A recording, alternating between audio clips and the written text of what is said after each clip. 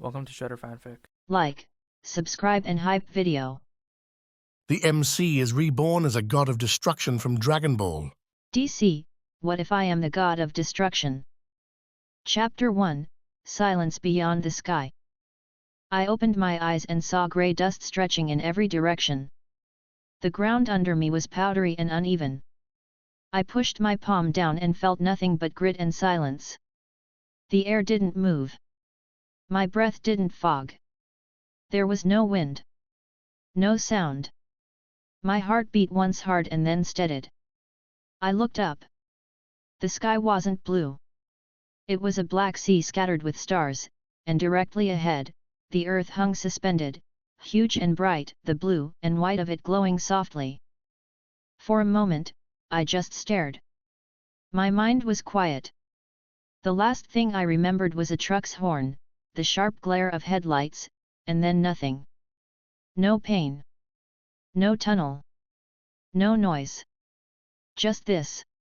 The moon. I stood up slowly.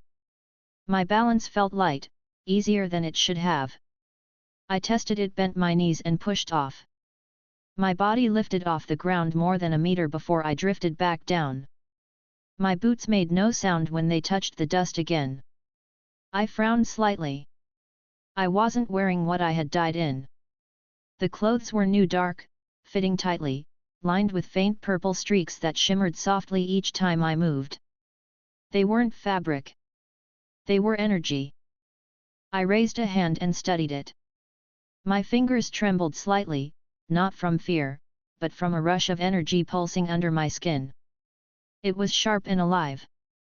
I focused, and a violet glow sparked at my fingertips. The aura spread slowly, surrounding my hand, stable and violent at once.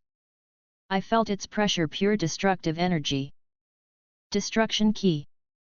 The realization came cleanly. I could feel the structure of it, the same signature I'd seen in countless scenes from Dragon Ball. It wasn't energy that built. It was energy that erased. Every instinct told me I was touching something divine. I tightened my fist. The glow condensed, silent and stable. The air or whatever passed for it here rippled slightly. I smiled. I could destroy anything. The grin widened on its own. The quiet around me felt less like isolation and more like opportunity. The power sat easily inside me, natural, not forced. My heart picked up speed. The sharp rush of adrenaline felt almost human again. I laughed once under my breath. Well, this is new. I turned my eyes toward the earth again. My sight sharpened the moment I focused. It was instinctive, almost automatic. My vision pierced through the distance, through the clouds, through the layers of atmosphere until I saw details that should have been impossible: oceans moving, storms spinning, and continents in full shape. Then my eyes caught something else. A blur of red and blue cutting through the clouds faster than anything natural. I focused more. The image cleared. Superman. His cape moved like a stream of color behind him, and the symbol on his chest shone faintly against the sun. The sight anchored everything in my head. I wasn't in Dragon Ball. I wasn't in my old world either. This was the DC universe. I knew every version, every timeline, every threat. I knew how easily this world could be destroyed, and for the first time since waking up, I felt something close to excitement settle in my chest. I sat down slowly on the uneven surface. The dust puffed up around my legs before settling again. My reflection was faintly visible in the polished faceplate of a small crater. My eyes had changed. The color around the iris wasn't natural anymore. It was faintly glowing purple, the same as the energy I'd felt. My thoughts lined up fast. I was alone, on the moon, in the DC world. I had destruction key. No air, yet I didn't suffocate. No food, no water, no fatigue. My body was running entirely on energy. That made sense for a being with this kind of power. My breathing was steady but not necessary. I looked down at my hand again, this time forming a small sphere of ki just above my palm. It hovered, humming lightly. Destruction. The sphere expanded to the size of a basketball before collapsing into a tiny point and vanishing. Where it had floated, the dust beneath had simply disappeared. No smoke. No debris. No fragments. It had been removed from existence. I nodded once. The energy didn't resist me. It obeyed easily. I leaned back on my hands and watched Earth again. The view was almost calm. I knew what kind of world that was. I knew its heroes, its politics, its chaos. I knew how quickly power like mine would be noticed. Even if I stayed silent, someone would sense it, eventually Martian Manhunter, maybe Superman himself. But for now, I didn't care. I had time. The lack of air meant no sound, yet I could still hear the hum of my energy when I focused on it. My body was adapting faster than I could analyze it. Each motion felt smoother, stronger. I stood again, this time jumping higher. The low gravity made the motion slow, almost gentle. I landed several meters away, testing the motion again and again until I understood my control here perfectly. I stopped moving when I caught sight of something metallic in the distance. A human-made structure. I recognized it from countless panels and scenes: the Watchtower. The Justice League's satellite base. I could see it faintly orbiting nearby, its lights flickering against the black of space. That meant Superman was close. Maybe others too. A thin smile returned. Well, that makes this interesting. I crouched and formed another orb of energy, smaller this time, just to test precision. The power condensed perfectly into a sphere the size of a marble. I flicked it forward. It flew out silently, then stopped exactly where I wanted before fading away. Perfect control. Feels natural, I said quietly. For a moment, I let my thoughts drift. The last time I'd felt this alive, I had been human. Fragile, predictable, ordinary. Now, every breath hummed with strength. The isolation didn't bother me. It gave me time to think. The situation wasn't bad, it was freedom. No one here knew me. No one would expect anything. Still, the sight of Superman moving across the sky of Earth made something inside me itch. A part of me wanted to test this power against him. Not to destroy, just to see the difference. The idea of measuring divine energy against Kryptonian force was tempting. I exhaled slowly, grounding the impulse. That could wait. I walked across the surface, each step leaving shallow impressions in the dust. The light from Earth was enough to cast faint shadows. I studied them. My outline looked normal, human, but the faint aura still shimmered around me. I pulled it back until it disappeared completely. The energy folded inward, leaving no trace. Good. I could suppress it. Hours passed. I didn't feel hunger or thirst. I just observed. The Earth rotated slowly. I could see city lights forming as night spread over parts of it. I focused my sight again and followed one particular trail of motion: Metropolis. Superman was there again, moving between skyscrapers. I focused on his expression. Calm, steady, always collected. That was him. Clark Kent, the symbol. Even from this distance, I could sense the warmth he carried. It wasn't ki or energy, just presence. I tilted my head slightly. You really are something, I said quietly. I let my gaze drift from the planet back to the dark beyond. I raised my hand once more and released a small pulse of destruction ki upward. The purple flare expanded, sharp and clean, before dissolving into nothingness. The stars behind it didn't flicker. It was satisfying. Time passed without sound. I thought about what I could do next. Staying hidden was possible, but so was contact.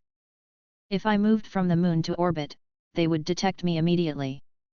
If I stayed here, I could train, study, understand this key completely before ever revealing myself. Power without precision was noise, and I had no interest in being noise.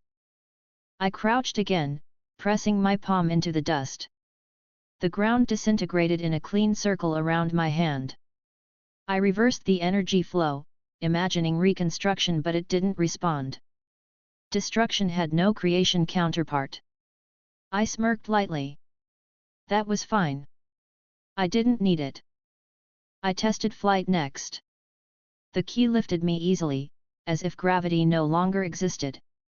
I floated a few meters off the ground, rotated once, and hovered still. The control was exact. My energy output stayed minimal. I lowered myself back to the surface, satisfied. Everything works. The quiet remained, but I didn't mind. I started walking again, following no particular direction. My mind stayed active, calculating potential outcomes. If I interacted with anyone from Earth, the first would likely be Superman or Batman. Both would sense something off. Batman would investigate. Superman would approach directly. Neither option was urgent. I crouched and picked up a handful of dust. It clung weakly to my gloves before slipping away. Even the smallest motion here felt deliberate. I exhaled, releasing another pulse of energy. The shock spread across the surface in a visible wave before fading. The power control was absolute. I sat again, legs crossed, and stared up at the stars. The longer I stayed, the more stable my energy became. It no longer burned. It felt like an extension of thought. The destruction key was alive in the way that willpower was alive. It didn't think, but it responded perfectly to intention. I extended both hands and formed two orbs of energy. They spun slowly between my palms, balanced perfectly. My eyes stayed fixed on them as I adjusted the density and shape. One orb flattened into a disc, the other into a thin blade of light. I flicked the blade forward. It drifted several meters before collapsing into nothing. Clean, efficient, silent. I smiled faintly again. I thought of Beerus for a second, the source of this kind of power. The personality behind it. Calm destruction. Lazy precision. I understood now how easy it could become to erase entire things without emotion. The difference was I wasn't that detached. My curiosity was still human. The earth rotated again. I could see sunlight spreading over a different edge now. I leaned forward, resting my elbows on my knees, just watching it. Superman was still moving, still protecting, still exactly the way he was supposed to be. That was fine. I tapped the ground lightly with one finger, sending small bursts of ki downward, shaping small perfect craters in the dust. The repetition helped me gauge control further. Each one identical in size and depth. My thoughts drifted to the potential of training here. The moon was perfect, isolated, quiet, no interference. I could push the limits without anyone noticing. If I pushed too far and drew attention, I'd know it instantly. A sudden movement caught my eye, something bright cutting across the black. A satellite, small, moving fast. I traced its path until it disappeared behind the curve of the planet. My attention returned to the glow of the watchtower again. Still distant, but close enough that I could reach it easily if I wanted. I didn't. Not yet. I stood once more, stretching my arms, feeling the strength flow smoothly through every muscle. The power settled beneath my skin like calm electricity. I clenched and unclenched my fists. My body responded perfectly. This place wasn't uncomfortable anymore. It was peaceful in its own way. The silence wasn't oppressive, it was neutral. The endless expanse above me didn't remind me of death. It reminded me of power, of stability, of freedom. Hours more passed. I practiced, refining small motions, forming, dispersing, reshaping energy in countless ways. I focused on output ratios, density, range. The key responded instantly. There were no mistakes, no resistance. By the time I stopped, my control was perfect. I turned toward Earth again and studied it quietly. I could almost pick out individual cities by the light patterns now. I found Metropolis again. Superman was still active, saving someone from a collapsing structure. The sight made me laugh once softly. You never rest, do you? I folded my arms and watched a little longer before letting out a quiet breath. My smile lingered. The moon was empty, but it was mine for now. Chapter 2, Clash in the City of Tomorrow. A full year had passed since the first day I woke up on the moon. The stillness that had once felt foreign now felt like background noise. I had trained every single day, measuring and refining every thread of energy I possessed. Destruction Key was no longer a violent pulse inside me. It was calm, steady, obedient. My control had reached a level where a single thought could erase a building or stop the spread of dust before it moved an inch. When I opened my eyes that day, Earth filled the sky again, bright and massive. I'd watched it long enough. I knew every hero's pattern, every league rotation, every defense network they had in orbit. I could move now without being detected, at least until I wanted to be. I floated just above the lunar surface. My aura shimmered faintly, more refined than ever. Time to visit, I said quietly. The thought of actually walking under gravity again felt almost nostalgic. I powered up lightly, letting the purple glow surround me. Then I moved. Space bent behind me as I crossed the distance in seconds. The moon shrank behind me, the Earth grew huge, and in the next moment I was in the atmosphere. Wind hit me for the first time in a year. Clouds tore apart in my wake. The sky brightened, the air thickened, and I felt the gravity grab at me again. Below me, the skyline of Metropolis came into view. The towers gleamed under the sun, the streets filled with people. I slowed down until I hovered high above, invisible to anyone looking up. I wanted to test control in an environment full of life without actually hurting anyone. It was the best way to measure precision. I stretched both hands out, released thin waves of energy through the air, gentle, controlled, invisible to most. They cut through the wind like faint ripples. The shockwaves struck several high-rise rooftops, disintegrating only bits of loose debris and abandoned equipment. Nothing dangerous. The power flow remained stable. But to anyone looking from below, the sight wasn't peaceful. Windows shattered. The wind carried fragments through the air. A loud boom echoed through the city. People started screaming, pointing at the sky. I looked down calmly. Too flashy, I muttered, lowering the output. Then I sensed an approaching energy signature. It was fast, steady, familiar.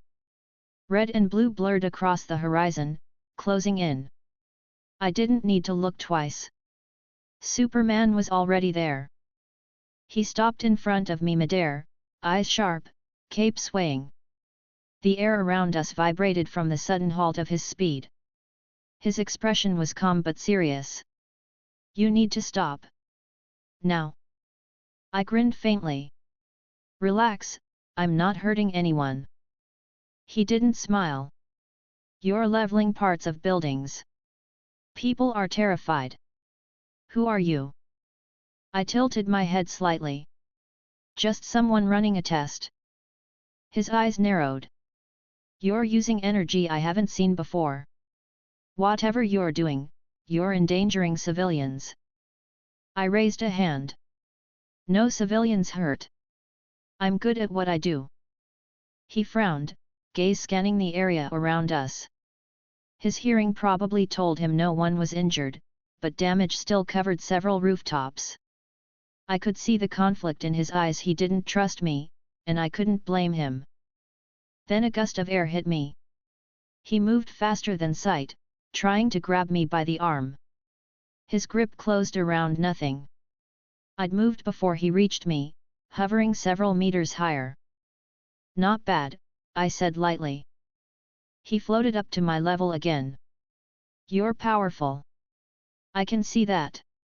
But you're not in control." "I'm more in control than you think." I pointed down. "No casualties. No fires. No chaos except the noise." "Then stop this," he said, his voice firm. "Metropolis isn't a testing ground." I crossed my arms, smiling faintly. "All right, but I'd like to see what happens when the strongest hero in this world pushes back. Call it research." He exhaled quietly, jaw tightening. "You don't want this fight." I looked him directly in the eyes. "I really do."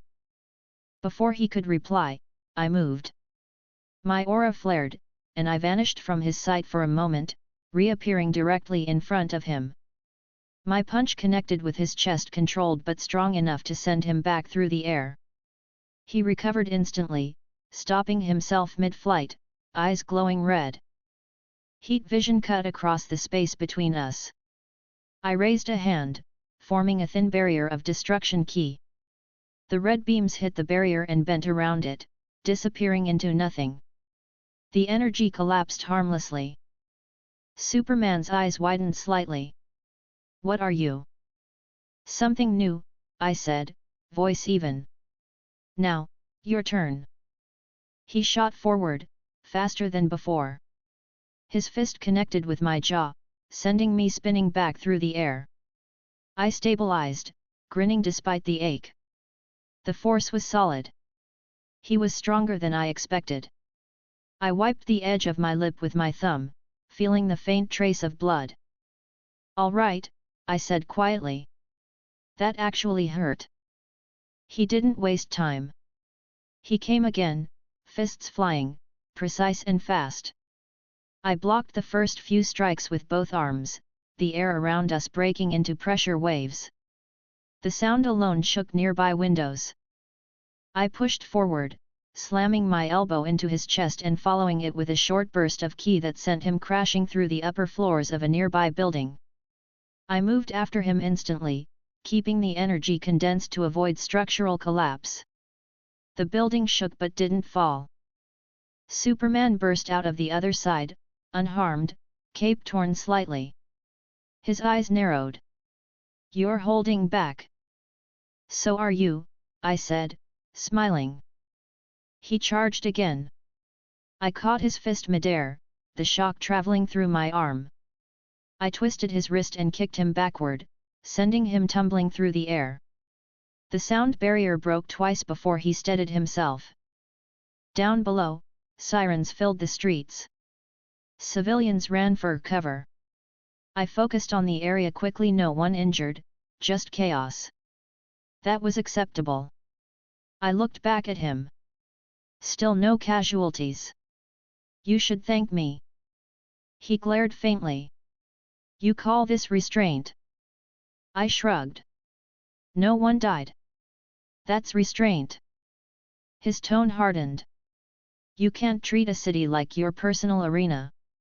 I floated closer, smiling thinly. "Relax, Boy Scout. I'm just testing my limits. You're the best gauge available." He frowned at the nickname but didn't comment. Instead, he lunged forward again, faster, hitting me across the face with a heavy right hook that sent me crashing into the ground below. Pavement cracked under me. I stood up slowly, dusting off my clothes. "You really don't hold back when you're annoyed." He landed a few meters away. "You're reckless." "Efficient," I corrected, stepping forward. He swung again. I caught his arm, twisted, and used the motion to pull him down. The impact shook the ground. He rolled back to his feet immediately, breathing steady. "You're not human," he said. "Nope," I replied simply. "Then tell me what you are." "Later. I'm enjoying this." He exhaled sharply and shot forward again. The next few minutes were a blur of motion and impact.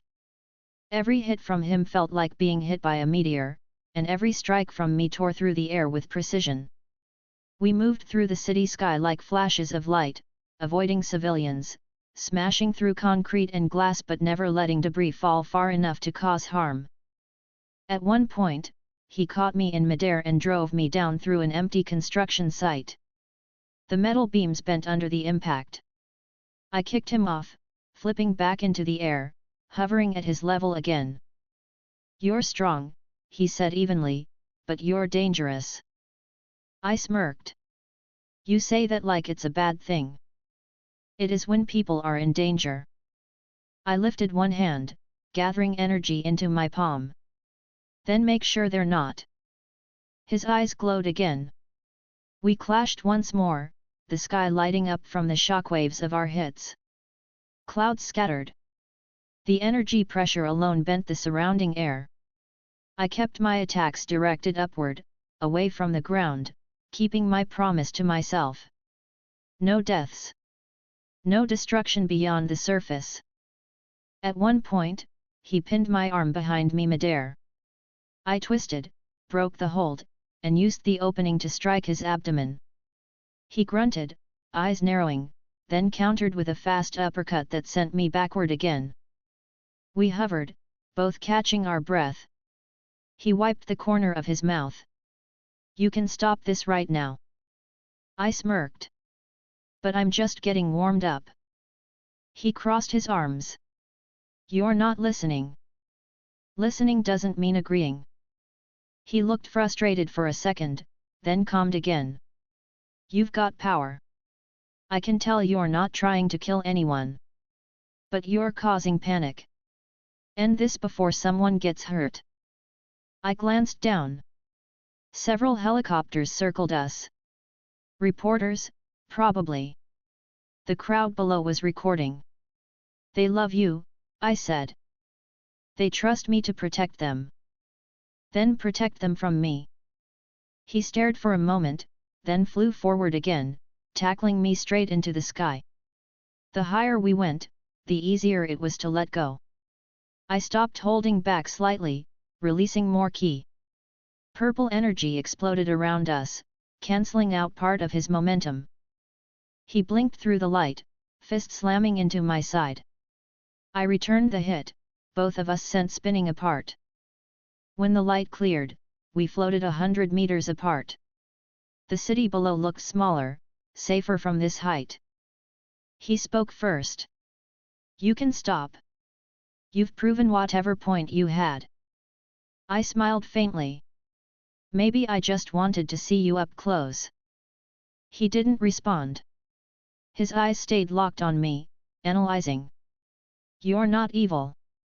I can tell that much." "Thanks for the compliment." "Then why attack Metropolis?" "I didn't attack it. I aimed for open space. The shockwaves just looked bad." His jaw tightened. "You scared people. Fear's healthy.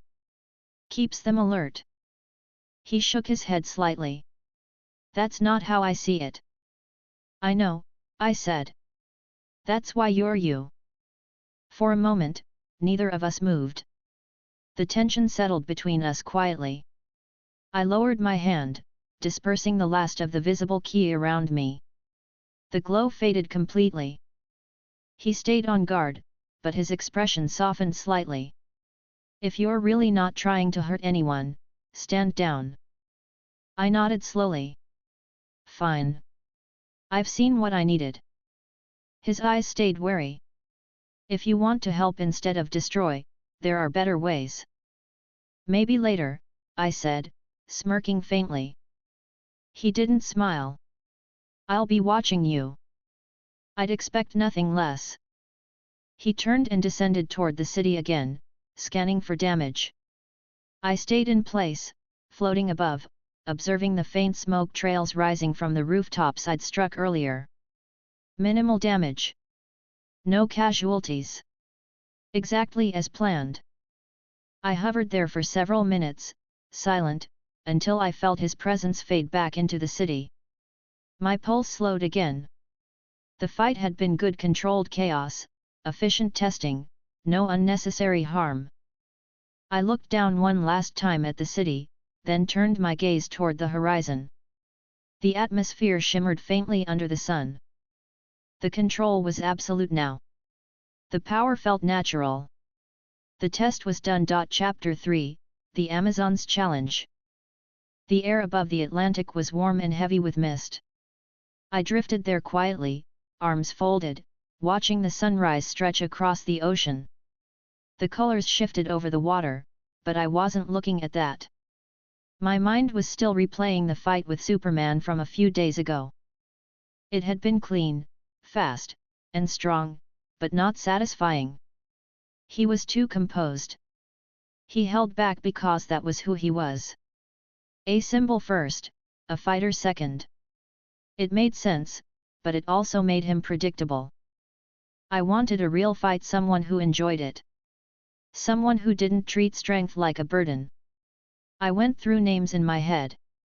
Batman? Too tactical, too cautious. He'd try to analyze, not engage. Aquaman? Powerful, but territorial. Stepping into his ocean would start a war I didn't need. The Flash? Interesting but too fast to make it enjoyable. Then one name settled easily: Wonder Woman. She fought directly. She respected strength. She wouldn't hesitate. The idea alone made my chest tighten with anticipation. I turned my gaze toward the east, toward Themyscira. The invisible island wasn't marked on any map, but I knew where to find it. I'd watched it from orbit during training. It sat hidden in calm waters, protected by divine energy fields that distorted light and radar. None of that mattered now. I started moving, body cutting through the clouds like a blade. The wind whipped around me, roaring in my ears. Below, the water churned from the pressure of my speed. I kept my ki condensed, avoiding large flares of energy that could alert the League right away. Within minutes, I reached the barrier. The shimmer in the air marked the edge of Themyscira's divine protection. I floated just outside it, feeling the energy pattern ripple against mine. It was strong, but not enough to stop me. I extended one hand and pressed my palm forward. The destruction key wrapped around my fingers, humming softly. The barrier trembled, light bending outward as I pushed through. For a moment, resistance pressed back, then it cracked like glass. The view opened immediately. Green cliffs, ancient marble towers, golden rooftops, and open courtyards filled with training arenas spread beneath me. Themyscira was alive with order and strength. Amazons trained below in neat lines, their armor gleaming under the sun. I lowered my altitude, stopping just above the palace structures. The energy shift from my arrival was enough to draw attention. Within seconds, arrows pointed up from the ground, and a dozen Amazons stood ready, armed and focused. One of them shouted, "Identify yourself." I smiled lightly. "Visitor." Another arrow whistled through the air. I caught it mid-flight and dropped it harmlessly. "Easy. I'm just here to talk." Before another could respond, a strong, familiar voice echoed through the courtyard. "Stand down." The Amazons parted as she stepped forward, tall, composed, wearing the classic red and gold armor. Her posture was firm, her expression calm but alert. "Wonder Woman." Her eyes locked on me immediately. "You broke through Themyscira's barrier." I nodded slightly. "Yet. Hope that's not a problem." "It is," she said evenly, stepping closer. "Few beings can do that. State your reason for being here." I met her gaze. "I heard you enjoy a challenge." Her brow tightened slightly. "You came to fight." "Exactly. This is sacred ground. We don't entertain battles for amusement." I smiled faintly. "Then consider it a test." She studied me for a moment. You're the one who fought Superman. Word travels fast, I said.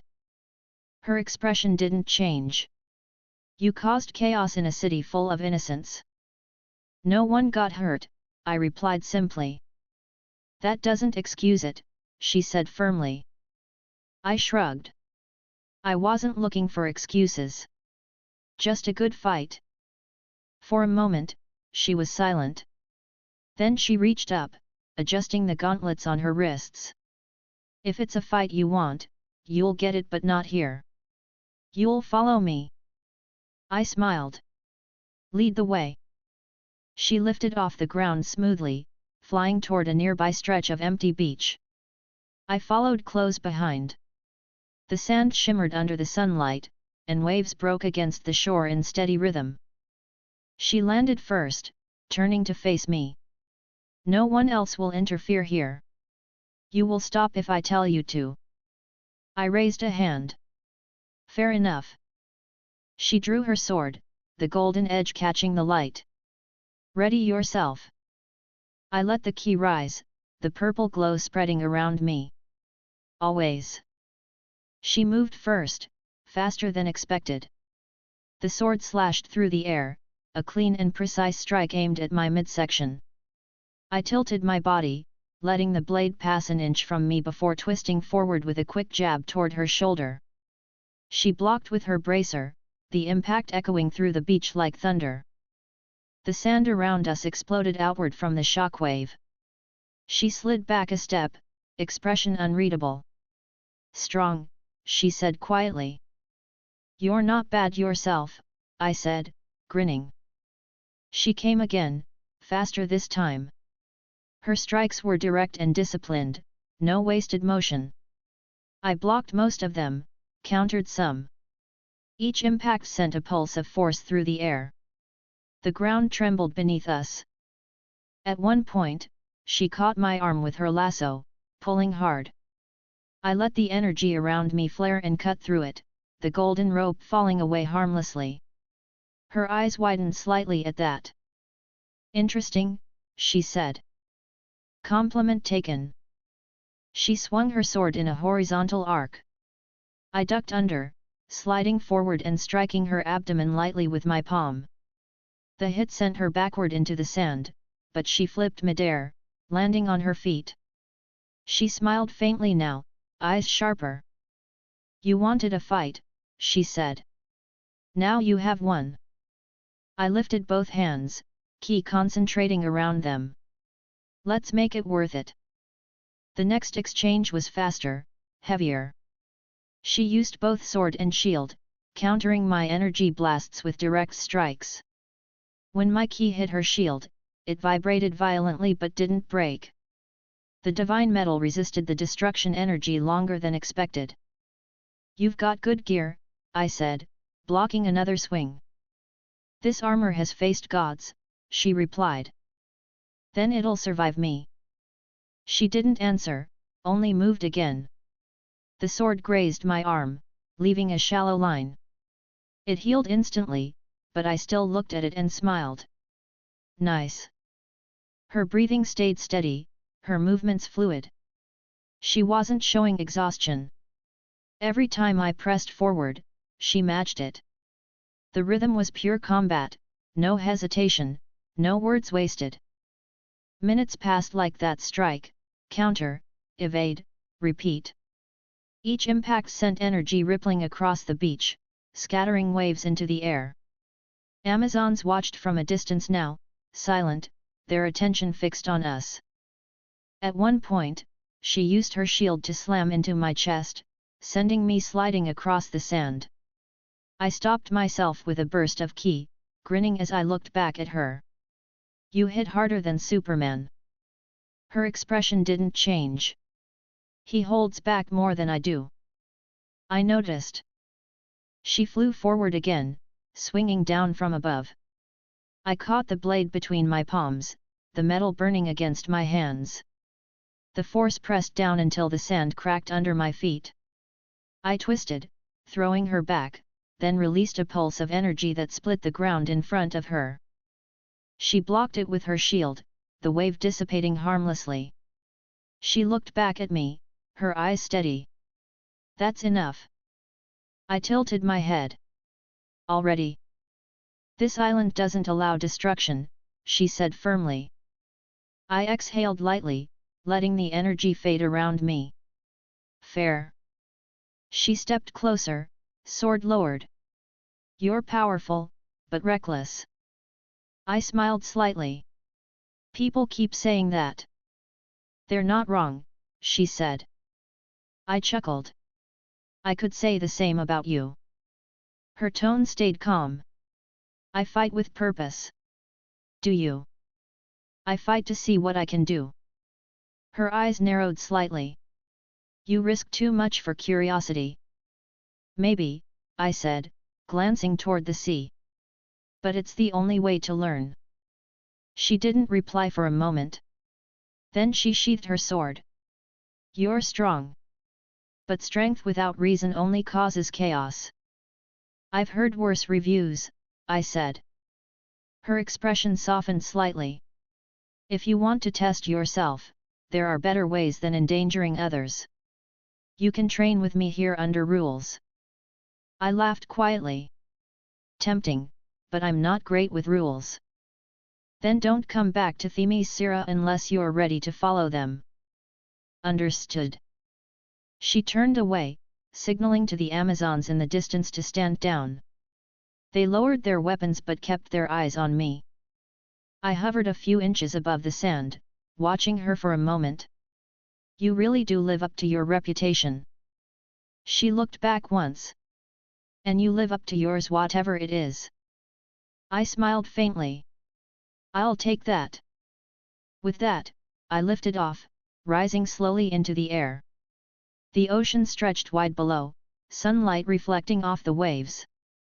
I looked down one last time at the island, then turned and flew back toward open sky. The air cooled as I gained altitude. My arms were still tense from the fight, but it felt good.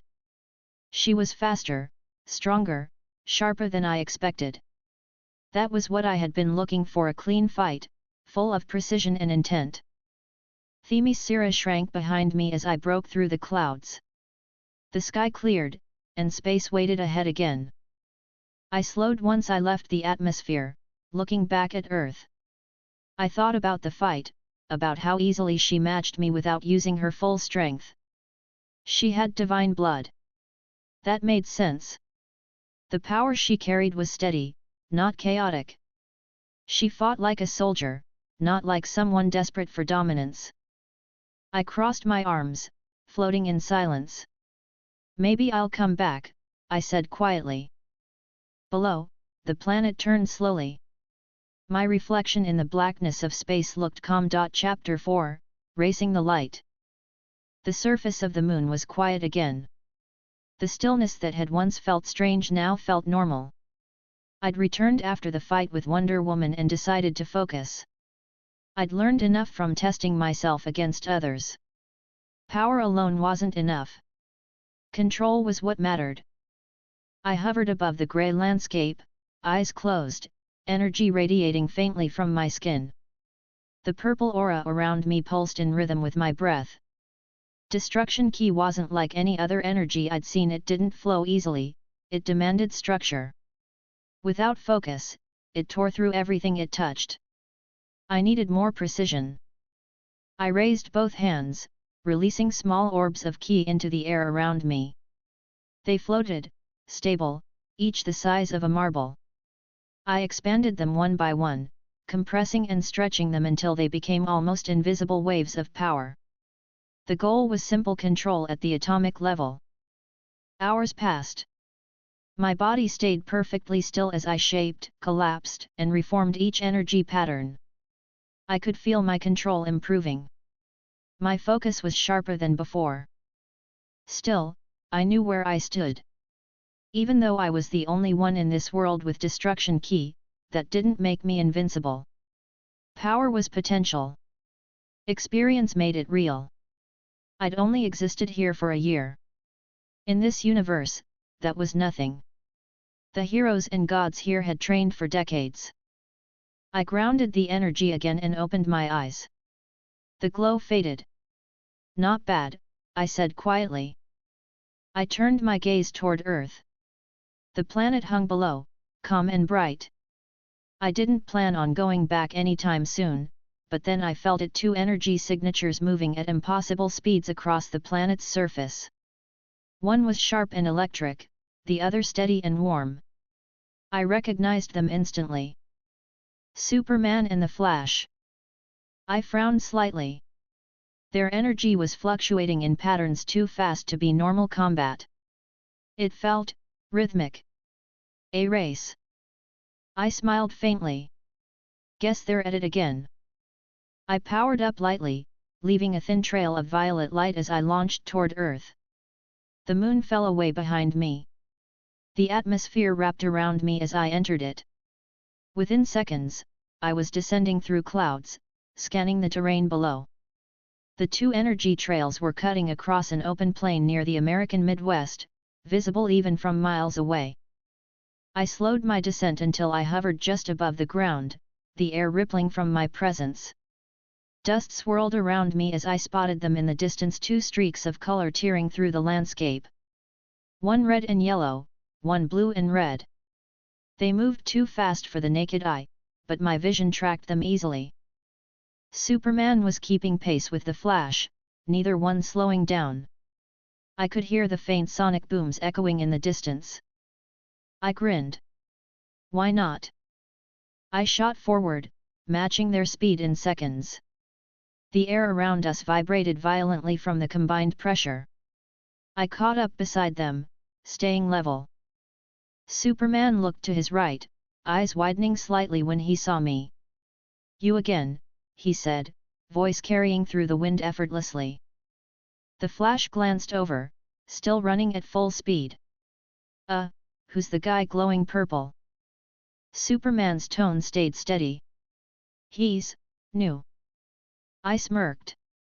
Don't stop on my account. Thought I'd join in. Flash blinked. Join? You know this is a race, right? Between us. Yeah, I said casually. Thought you might use some competition. Superman's expression stayed serious. This isn't a good idea. You could cause damage at this speed. I won't, I said simply. Relax, I'm precise now. Flash laughed lightly. Precise? We're moving at Mach speeds. You sneeze wrong, you'll level a city. I've got good control, I said, matching their pace easily. Besides, I'm faster than both of you. Flash shot me a look. You're not even running. I don't need to. Superman's gaze stayed on the horizon. If you're going to stay, keep up. Gladly. The three of us moved together, streaking across states in seconds. The landscape blurred beneath us, mountains, rivers, cities, all gone in flashes of color.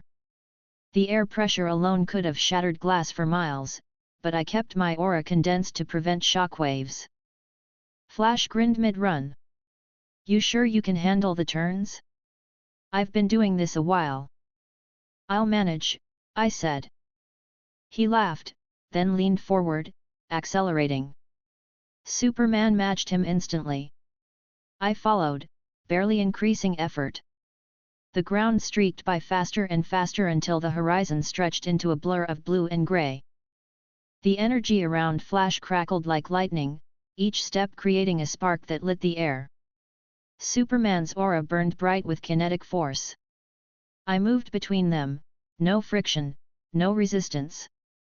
You're fast, Flash said, his voice steady despite the speed. But this is my thing.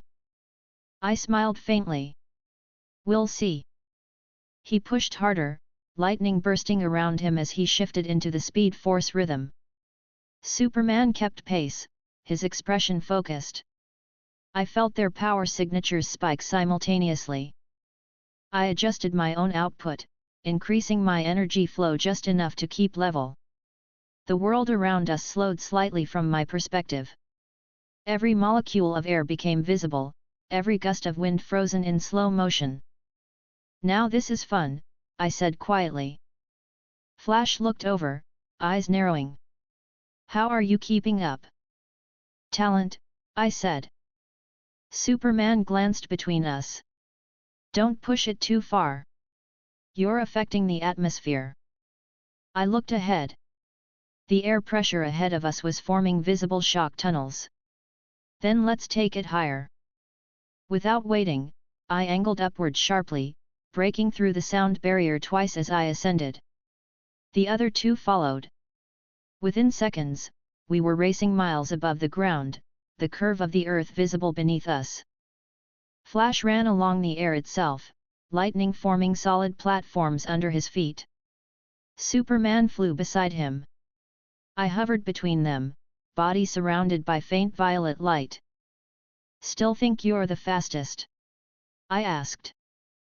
Flash smirked. You're good, but this is my home turf. Superman's tone stayed calm. You both need to slow down. We're approaching orbital velocity. Then you'd better keep up, I said. I accelerated again. The air thinned rapidly as we broke through the upper atmosphere. The Earth curved completely beneath us. Superman caught up beside me, his cape rippling violently. You're not going to turn this into another fight, are you? I laughed lightly. Not today. I'm just enjoying the view. Flash ran along the edge of the atmosphere, sparks trailing behind him like a comet tail. This is insane, he said. We're literally running in space. Technically, I said, you're running. I'm gliding. Superman glanced over. You're enjoying this too much. I take my hobbies seriously. Flash grinned. Okay then, let's make it official. First one to circle the planet wins. I raised an eyebrow. Rules? No rules, Flash said. Just speed. Superman sighed. You're both unbelievable. You're in the race too, I said, grinning. He exhaled quietly. Fine. One lap. Deal, I said. Flash counted down. 3, 2, 1. The explosion of speed was instant. The three of us vanished into streaks of color. The curvature of Earth blurred beneath us. Clouds and continents flashed by in seconds.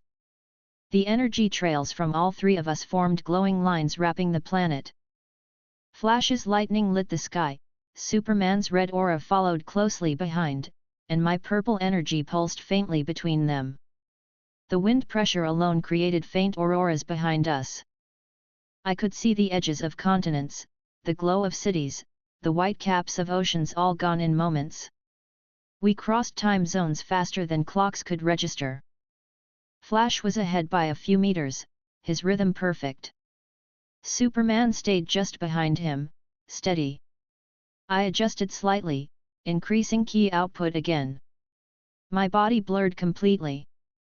Flash looked over, eyes widening as I appeared beside him. You've got to be kidding me. Still think you're faster? I asked. He grinned. I'm just getting started.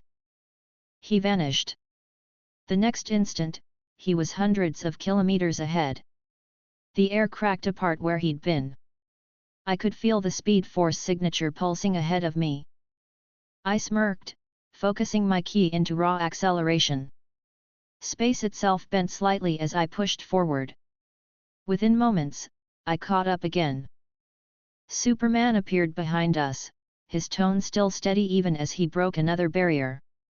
You two are going to cause tidal shifts if you keep this up.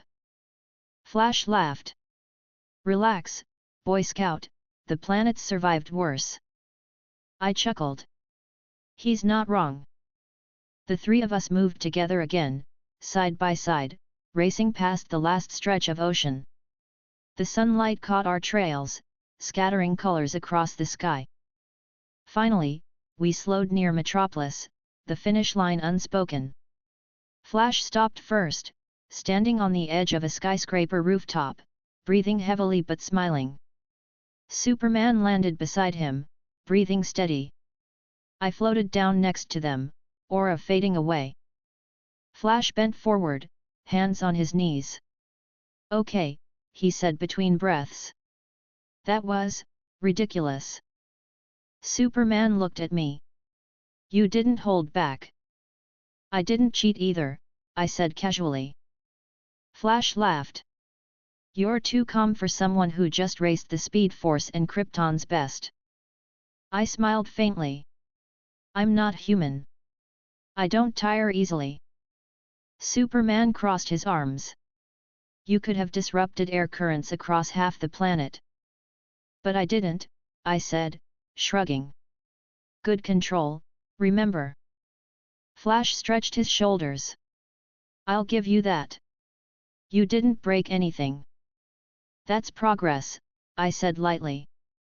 He grinned. You might actually be fun to have around. Superman's tone softened slightly. Just keep your tests away from civilians. I can do that, I said. Flash looked between us. You planning on sticking around? Maybe. Depends on the company.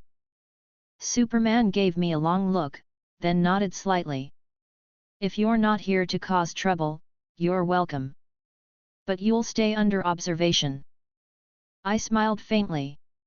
I'd expect nothing less. Flash tapped his ear, listening to a faint COMM. League's already talking about you again. Batman's gonna have questions.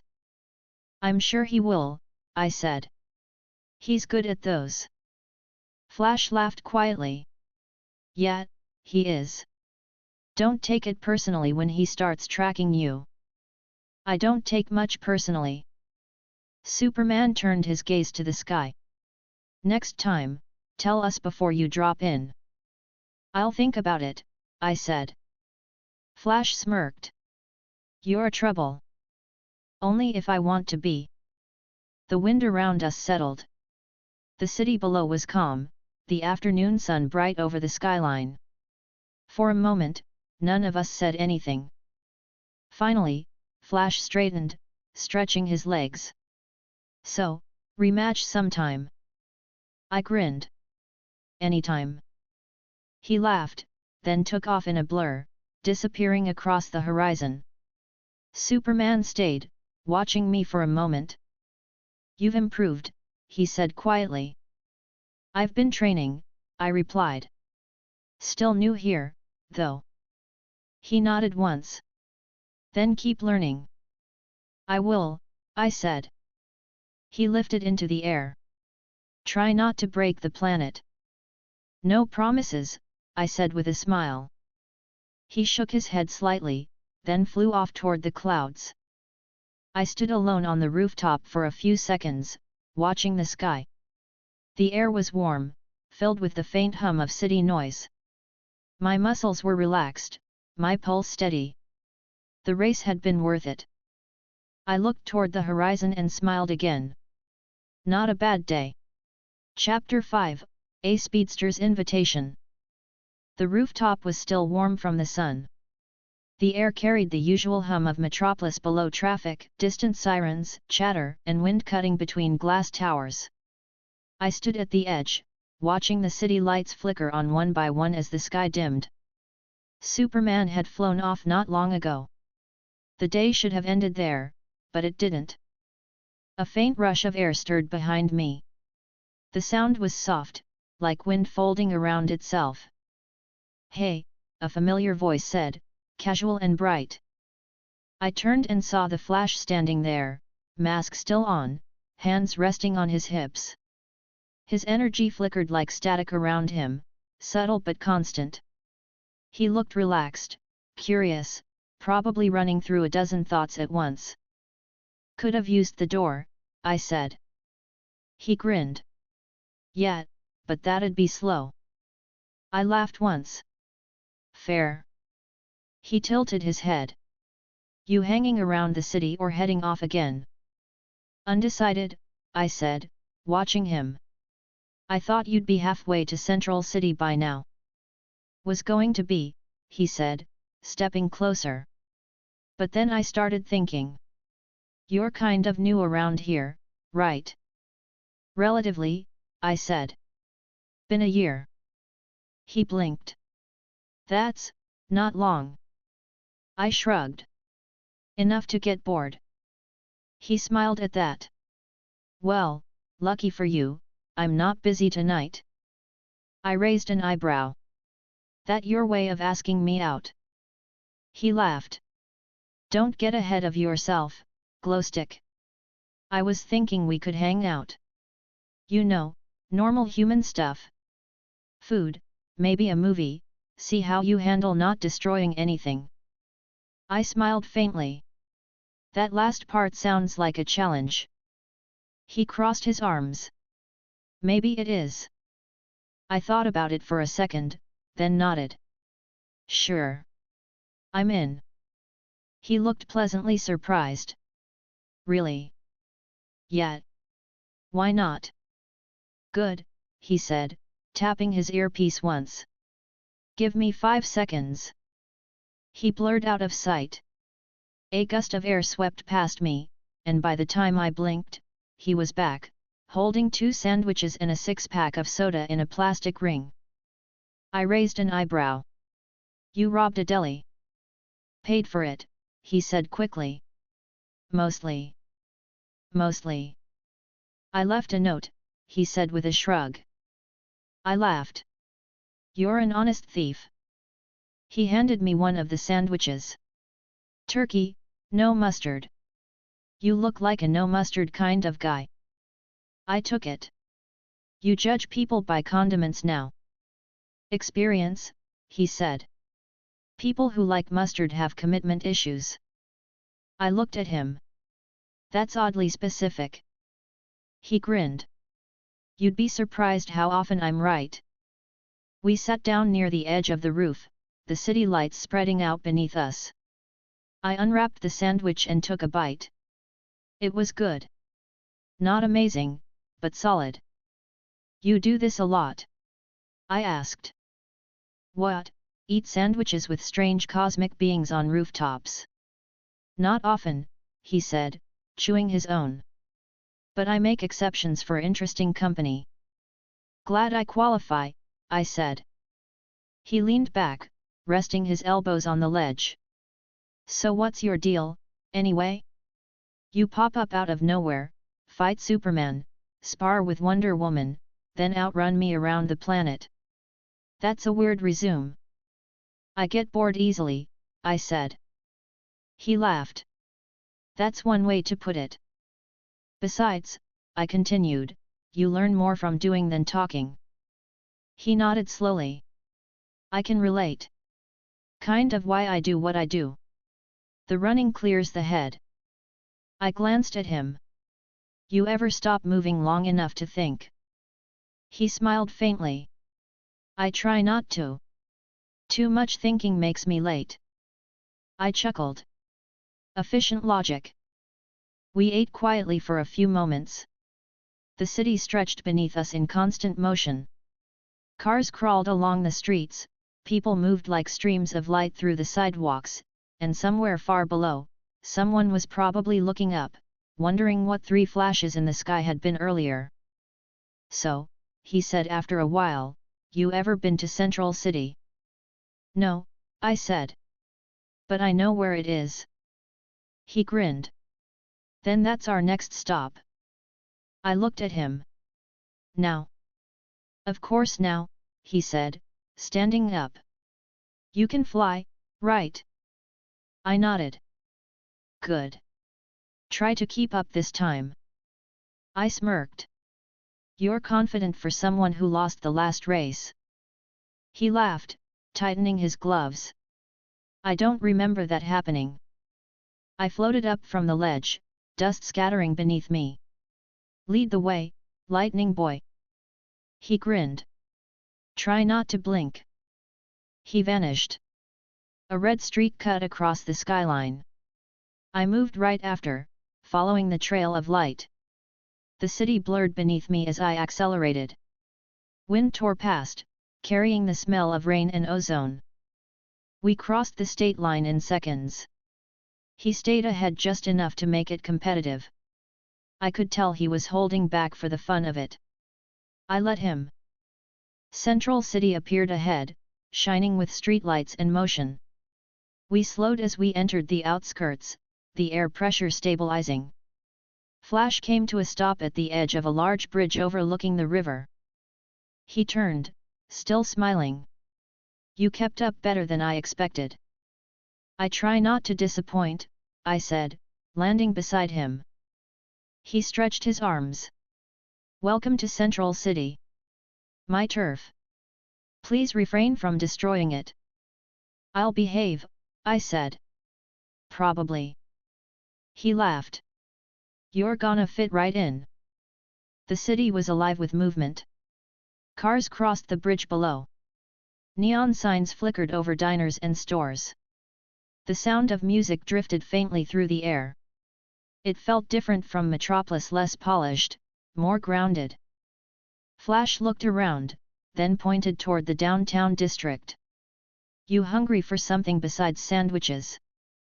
"Depends," I said. "You got anything that doesn't explode?" "Best pizza in the Midwest," he said confidently.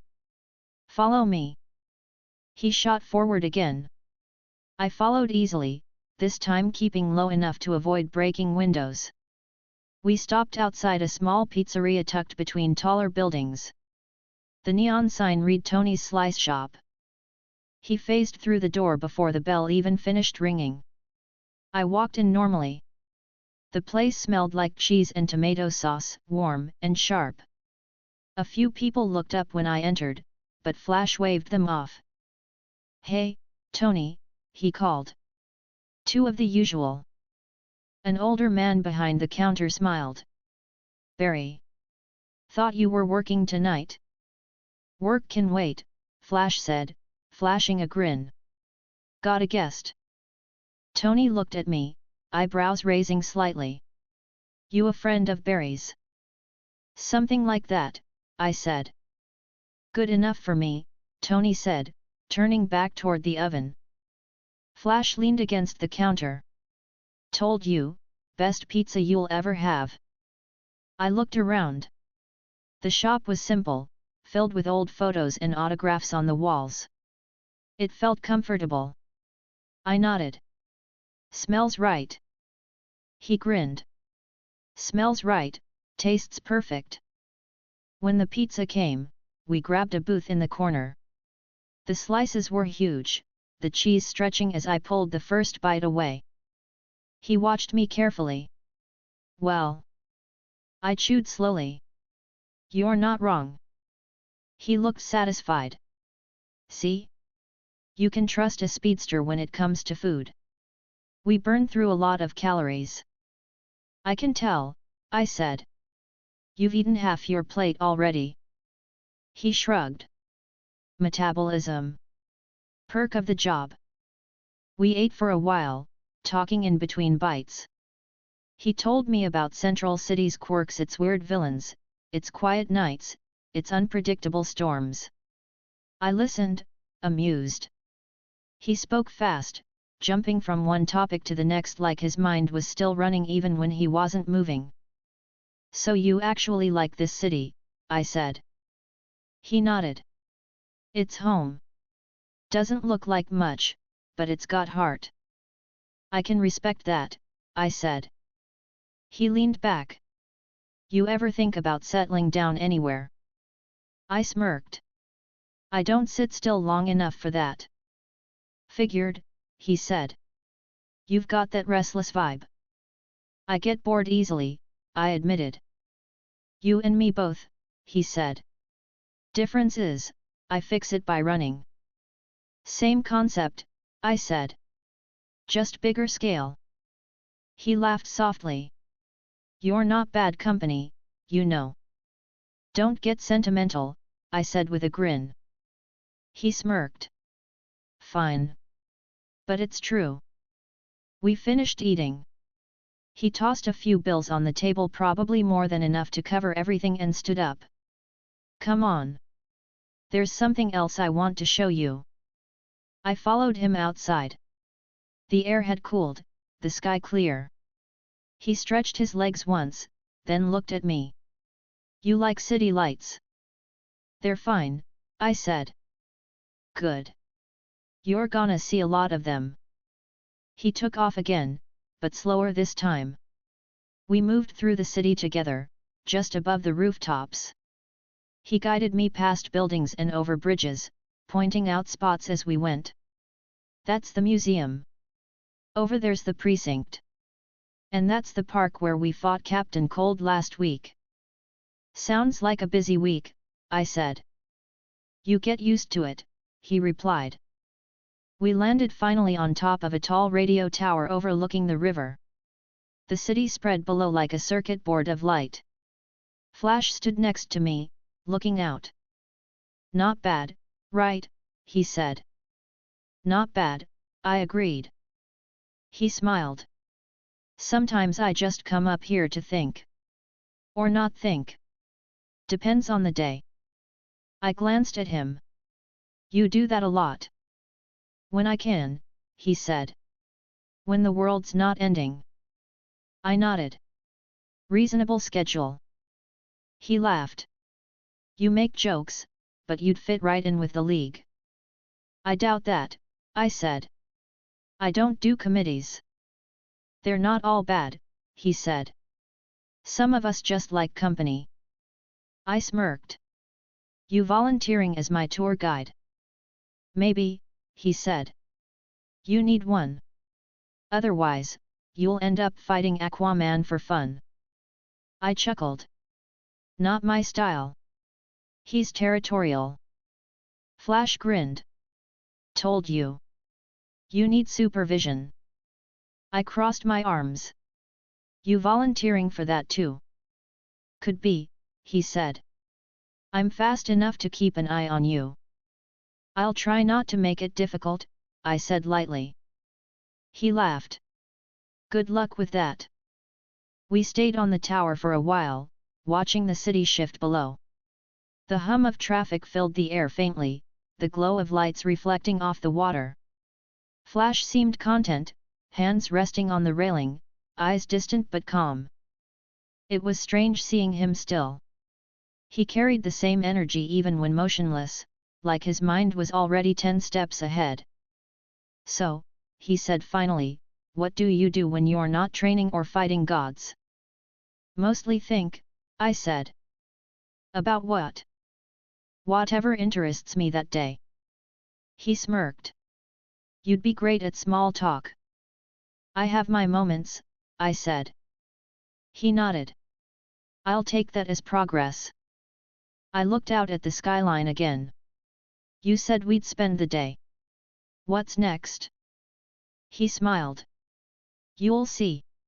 Chapter 6, A Day in Central City. The wind over Central City cooled as evening settled in. Streetlights flickered to life one by one, and the soft buzz of life filled the streets below. From the top of the radio tower, the view stretched far bridges, rooftops, and the river glinting under the glow of city lamps. The Flash stood beside me, mask off now, hair slightly disheveled from the run. His face looked younger without the lightning bolts framing it, still carrying the mix of ease and exhaustion that came with too many responsibilities and not enough rest. He turned slightly, catching me watching the skyline. So, he said, you've seen the view. Nice, right? Nice, I agreed. For a city that never sleeps, it's quieter than I expected.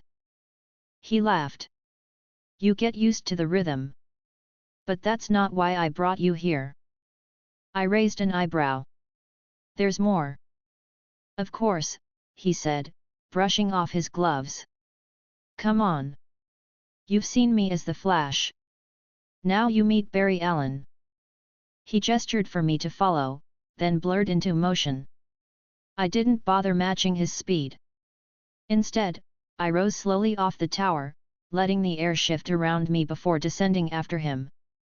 By the time I landed, he was standing beside a squat building with wide glass doors and a faded sign that read Central City Police Department Forensics Division. The lights inside were still on despite the hour. He turned to me with an easy grin. Welcome to my other job. I looked at the sign, then back at him. You're a cop. Forensic scientist, he corrected. I work the lab. DNA, fingerprints, weird chemical residues, stuff like that. I tilted my head slightly. That explains the whole running into trouble thing. You like evidence? He smirked. Comes with the territory. He opened the door and walked in. Come on. The interior smelled like coffee and old paper. The hallways were clean but worn, paint chipped at the corners, fluorescent lights flickering overhead. It wasn't glamorous. It was functional. Barry led the way down a corridor lined with office doors and bulletin boards full of case notes. We reached a door marked Barry Allen Forensic Analysis. He opened it with a swipe of his ID card and gestured for me to enter. The room was cluttered but organized in a way that only made sense to him. Papers, test tubes, half-empty coffee cups, and stacks of reports covered the tables. Machines hummed softly, running tests on samples that probably dated back days or weeks. This is where the magic happens, Barry said, dropping his gloves onto the desk. I looked around. Looks like controlled chaos. He laughed. That's the correct term, yet. I walked to one of the tables, picking up a file. You solve murders in this room? He nodded. Sometimes. Mostly I process evidence. Not as dramatic as you'd think. I flipped through a few pages. The file was full of photos, lab readings, and chemical notations. You're good at this. I try to be, he said, pulling off his boots and tossing them under the desk. The results help people. That's enough. I placed the file back and looked around. So this is your other life? Pretty much, he said, leaning against a counter. Keeps me grounded. You can't just run all the time. Gotta stop and do paperwork once in a while. I smirked. Sounds thrilling. He laughed softly. It's not.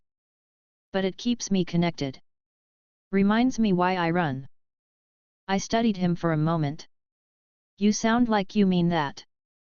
He shrugged. It's the truth. I leaned against one of the tables, folding my arms. You ever get caught doing both at once? Like, flash business and lab work colliding? More than once, he admitted. Kinda awkward explaining why I disappear for hours during a shift. You tell them you're allergic to meetings. Something like that. I chuckled. You're bad at lying. He smiled. You'd be surprised. I've had practice. He walked over to a computer and turned on the monitor. The screen flickered to life, revealing a half-written report. You want to see how we process evidence? I looked at the screen, then back at him. Why not? He sat down, motioning to the chair beside him. All right, lesson 1. Every crime leaves something behind. A print, a trace, a signature. I sat beside him, resting one elbow on the desk. You make that sound dramatic. He smiled. It's science. It's supposed to be boring. The drama's in the details. He typed a few commands. Images of microscopic fibers appeared on the screen, magnified 100 times. These fibers were found at a robbery scene 2 nights ago. Could be synthetic, maybe part of a uniform. I leaned closer. You memorize everything. Comes with the job, he said. You learn to connect dots fast. I studied the screen. You ever wrong? He looked at me, thoughtful. Once or twice. Doesn't happen often. Confidence suits you, I said. He grinned. You're one to talk. We went through a few more files. He explained things in detail, how certain chemicals reacted to blood, how digital reconstruction worked, how he could track a suspect through dust particles left on a shoe sole. It was more meticulous than I expected. You like the small stuff, I said finally. He nodded. It's where the answers hide. Not my style, I admitted. I like things big. Clear. Fast. He smirked. I could have guessed that. I leaned back in the chair, watching him work. His movements were fast but precise. He typed quickly, analyzed quickly, thought quickly. Everything about him screamed efficiency. You ever get tired? I asked. Of running, he said, glancing up. Of doing everything, I said. Work, hero stuff, life. He thought for a second. Sometimes. But you don't stop because you're tired. You stop when it's done. That's a dangerous mindset, I said lightly. He smiled. You sound like Iris. Who's Iris? He hesitated for a second, then answered. Reporter. Friend. She keeps me honest. I nodded. She must be good at it. She is, he said quietly, eyes flicking back to the monitor. The silence after that wasn't awkward. It was just steady. The hum of the machines filled the room, the faint buzz of electricity mixing with the sound of typing. You ever get visits from your other friends here? I asked finally. Sometimes, he said. Superman once dropped by in full costume. Nearly gave the captain a heart attack. I laughed. I can imagine. He still doesn't know it was Clark Kent, Barry said, grinning. People really can't tell. Apparently glasses work, he said. I shook my head. Unbelievable. He smirked. You'd be surprised what people overlook when they're not looking for it. The clock on the wall ticked softly. I noticed how easily he slipped between lives, the shift in tone, posture, energy. He didn't act like the Flash here. He acted like Barry Allen. Calm, focused, quietly confident. You ever get caught mixing them up? I asked. What do you mean? Calling someone the wrong name, forgetting you're supposed to be one or the other. He chuckled. I've almost signed Flash on paperwork before. That would have been awkward, I said. Yeah, he said, smiling. Luckily, I caught myself. I looked around the lab again. You built half of this. Modified most of it, he said proudly. Budget's not great, so I get creative. You're basically running a secret base inside a police department, I said. He shrugged. Something like that. He stood up, walking to a nearby cabinet and pulling out 2 cans of soda from a small fridge. He tossed one to me. You look like you could use caffeine. I caught it easily. You're observant. Occupational hazard, he said, sitting back down. We drank quietly for a moment. The soda was cold, fizzy, sharp against my tongue. So, he said eventually, what do you do when you're not training or picking fights with Kryptonians? I thought about it for a second. I mostly think. Experiment. Test limits. He nodded. Sounds lonely. I shrugged. Not really. He smiled. You're a weird guy. I've been called worse. He laughed. Fair enough. The computer beeped, signaling the end of a process. Barry leaned forward, checking the data. Good. That's done. I watched him save the results and shut down the screen. You work fast. He glanced at me. That's the idea. The lights in the hallway flickered once. Someone walked past the door, the sound of footsteps echoing. Barry looked at the clock. Almost closing time. You live here? I asked. He smiled faintly. Feels like it sometimes. You ever sleep? When I remember to, he said with a grin. I stood up, stretching slightly. You're good at this. He looked up. At what? Balancing, I said simply.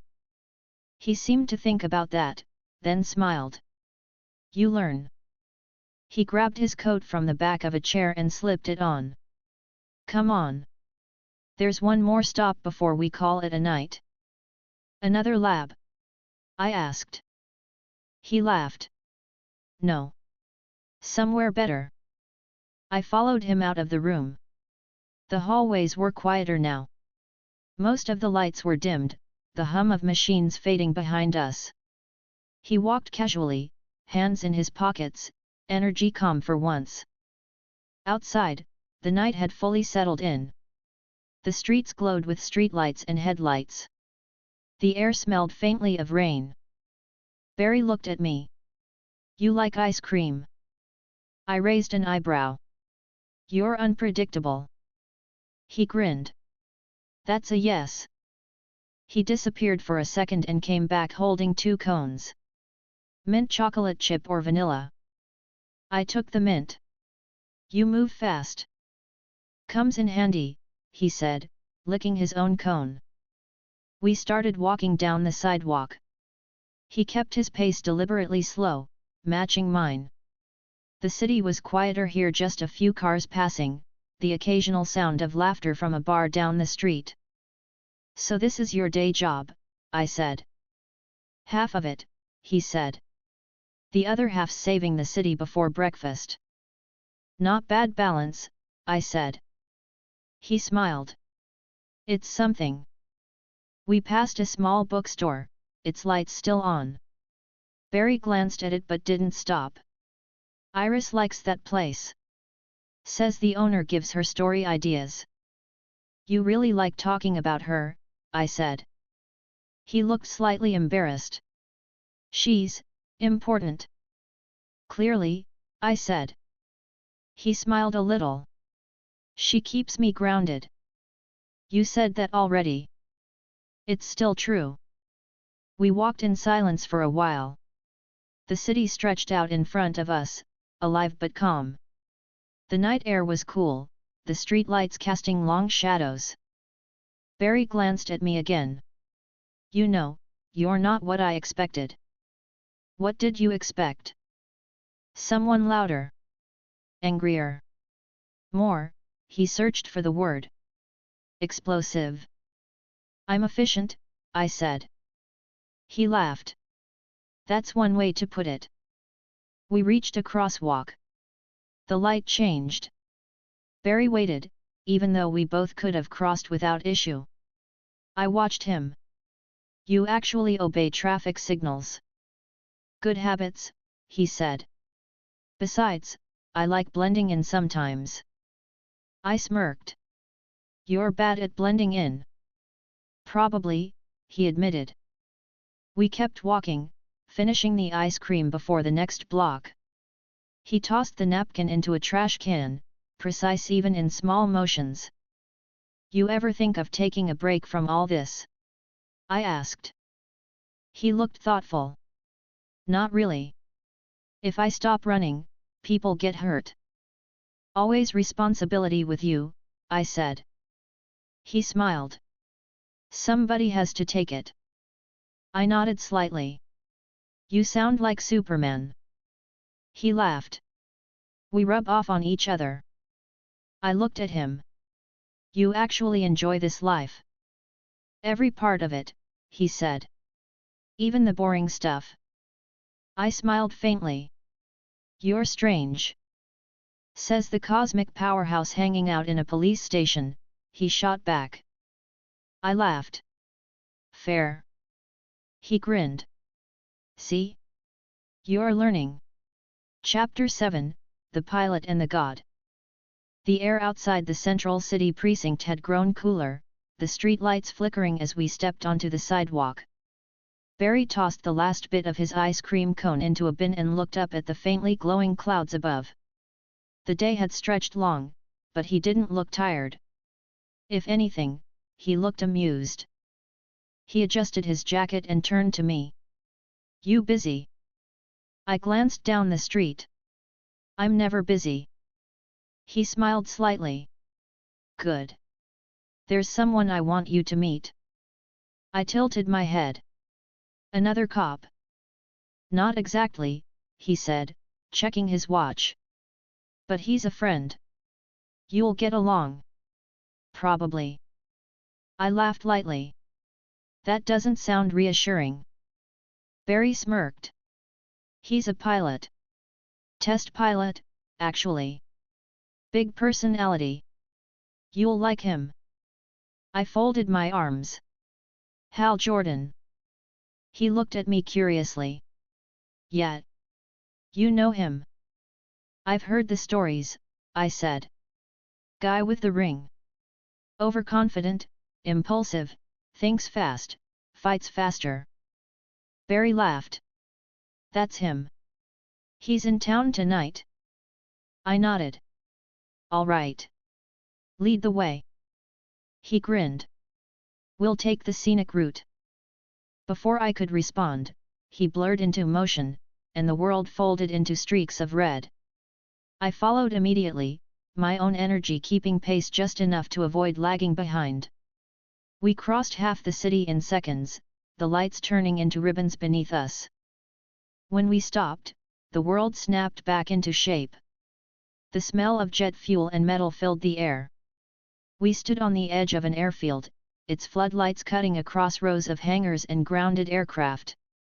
The night sky above was wide and empty. The hum of engines echoed in the distance. Barry adjusted his jacket again, walking toward one of the hangars. He should be here. I followed, hands in my pockets. The metal walls of the hangar gleamed under the light. A faint glow shone through the open door ahead, green and shifting.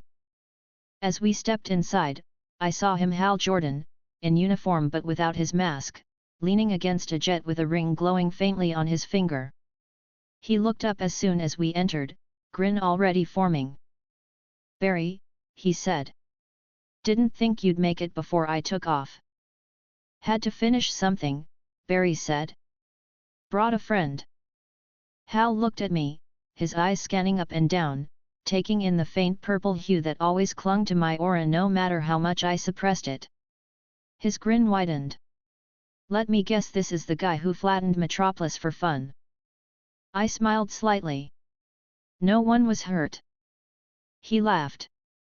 Yeah, I heard that part too. You've been making waves, friend. Good ones or bad ones? I asked. Depends who you ask, he said easily. You're fast, you're strong, you're weird. I like that combination. Compliment taken, I said. Barry shook his head, amused. You two are already getting along. Hal clapped his hands together once.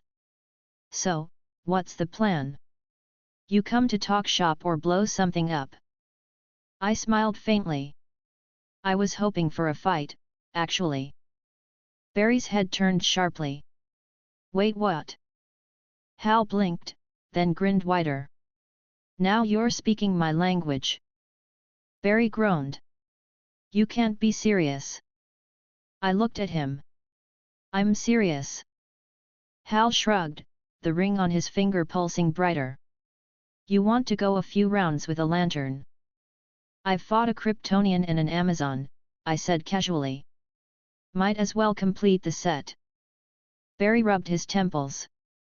I should have seen this coming. Hal was already walking toward the center of the hangar, rolling his shoulders. All right, rules. No killing, I said. Fair, he replied. Barry sighed. You two are impossible. Relax, Hal said, smirking. We'll keep it clean. He raised his right hand, the ring glowing brighter. Green light burst out, wrapping around him in perfect synchronization, forming the classic lantern suit in a smooth flash. The air around him hummed faintly with energy. I stepped closer, cracking my neck slightly. Nice trick. He smirked. You'll like the others. Barry backed up toward the wall, clearly resigned. If you break anything, you're paying for it. I don't carry cash, I said. Hal grinned. Neither do I. He moved first. A sharp beam of green light shot toward me, forming into a massive hammer mid-flight. I sidestepped easily, the impact shaking the ground as it smashed into the hangar floor. Not bad, I said. He smirked. Just warming up. He launched into the air, forming constructs rapidly chains, shields, twin blades all glowing bright green. Each one came at me in quick succession. I moved through them, deflecting with bursts of ki that cut through the constructs cleanly. Hal's eyes narrowed. You're fast. I know, I said, appearing above him. My punch connected lightly with his shoulder, just enough to send him spinning backward. He steadied himself midair, the ring glowing even brighter. Okay, you hit harder than expected. Barry's voice echoed from the sidelines. You're both insane. Hal ignored him. Let's see how you handle this. He pointed the ring upward. Energy burst outward, shaping into a swarm of glowing missiles that filled the air. They shot toward me in a storm of green light. I raised one hand, releasing a pulse of purple ki that expanded into a clean sphere around me. Each missile hit the barrier and dissolved instantly. Hal watched, eyebrows lifting. That's new. I smiled. You're creative, I'll give you that. I've got more, he said. He formed a construct shaped like a massive fighter jet, climbed into it midair, and accelerated straight at me. The jet roared with soundless power, the energy thrumming through the air. I stayed still until the last moment, then vanished, reappearing behind him. My foot met his back lightly, sending him tumbling forward. He flipped midair, laughing. Okay, I like you. Barry groaned again. This is not what I meant by spending the day together. I glanced over. You brought me to him. Yeah, Barry said, crossing his arms. Didn't think it'd end with explosions. Hal landed a few meters away, brushing dust off his uniform. The green suit shimmered slightly as he adjusted his stance. You've got style, he said. So do you, I said. You fight like a show-off. He grinned. You say that like it's a bad thing. I smirked. Depends on if you can back it up. Want to find out? I raised my hand. Always. We clashed again. The hangar lit up from the energy discharge. His constructs reshaped constantly, blades, fists, chains, walls, each one meeting my key strikes with perfect timing. Sparks of green and violet light scattered across the air with each impact. He dodged one of my swings and countered with a massive energy fist that slammed into my side. The ground cracked beneath me, dust rising in a wave. I straightened quickly, brushing off my shoulder. That actually stung. Hal laughed. Good. Means I'm doing it right. I stepped forward, aura flaring briefly. The energy pressure pushed the dust away instantly. Your turn. He blocked the next strike with a reinforced shield, but the impact sent him flying through the hangar wall. Barry groaned audibly. You're both buying the repairs. Hal flew back in through the hole, laughing.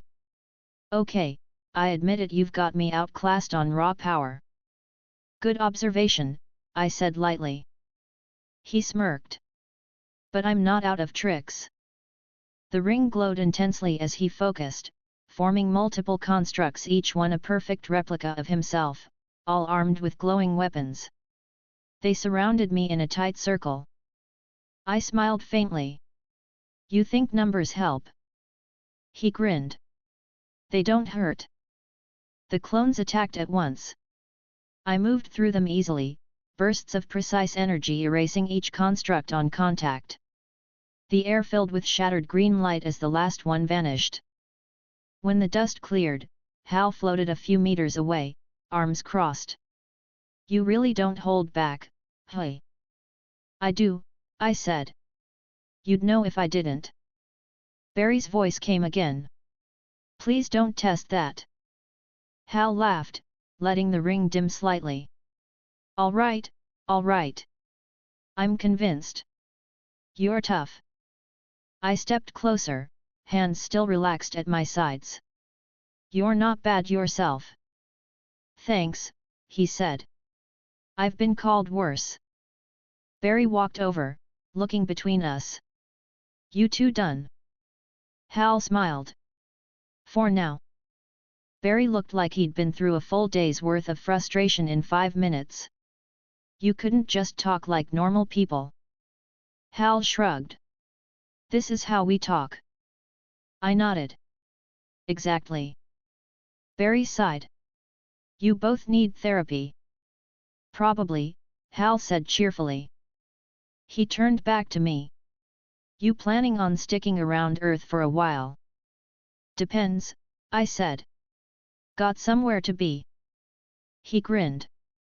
The universe is big. Always something to protect. But Earth's my sector. I keep an eye on it. Then you'll see me around, I said. He chuckled. Looking forward to it. Next time, maybe we don't break federal property.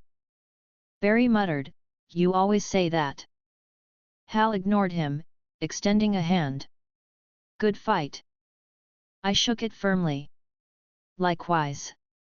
He looked at Barry. You're hanging with interesting people lately. Barry sighed. Don't remind me. Hal laughed, patting him on the shoulder. Relax, he's fine. Dangerous, but fine. I'll take that as a compliment, I said. It was, Hal replied. He floated backward slightly, the green aura around him pulsing. Duty calls. There's a sector meeting off-world in an hour. Barry nodded. Tell John the First said hi. Will do, Hal said, smirking. Try not to destroy anything while I'm gone. He shot upward in a streak of emerald light, vanishing into the night sky. Barry and I stood in silence for a moment, watching the glow fade. I turned to him. He's fun. Barry looked at me. You have a strange definition of fun. He didn't disappoint, I said simply. Barry rubbed the bridge of his nose. You're going to give me grey hair. I smirked. You already have some. He laughed despite himself. Come on, let's get out of here before someone asks about the hole in the wall. We started walking toward the exit. The airfield lights reflected off the metal, the faint sound of engines humming in the distance. As we stepped outside, I glanced upward. The faint trail of green still shimmered across the stars. You have interesting friends. Barry smiled tiredly. You have no idea. I might stick around, I said. Great, he said dryly. Just what I needed. I grinned. You'll manage. He sighed but didn't argue. We walked across the tarmac in silence for a while.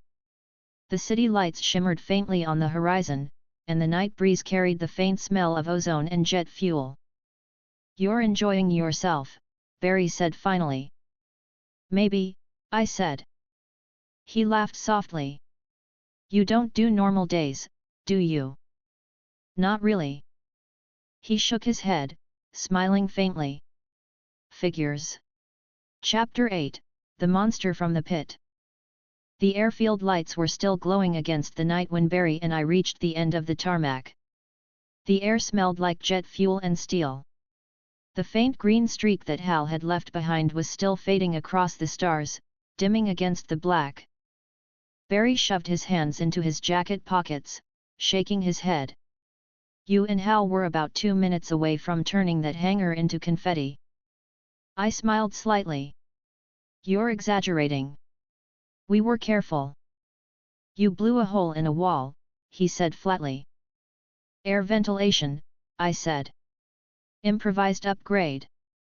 He sighed, but a small grin slipped through. You're impossible.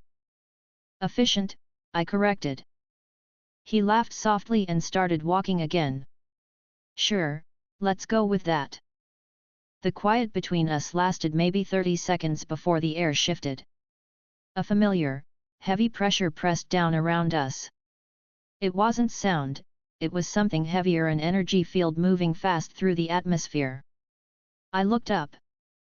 A blue and red streak cut through the clouds, descending straight toward us. The sonic ripple flattened the airfield grass and set the floodlights flickering. I didn't need to look twice. Barry groaned. Oh no! Superman landed a few meters away. His cape fluttered once before settling. His expression was calm but tight. He looked straight at me first, then at Barry. Didn't expect to find you two together. Barry lifted a hand weakly. Evening. Superman's gaze shifted back to me. You're still on Earth. I grinned. You make that sound like a problem. He didn't smile. It might be, depending on what happens next. Barry frowned. What's going on? Superman's tone was clipped, all business.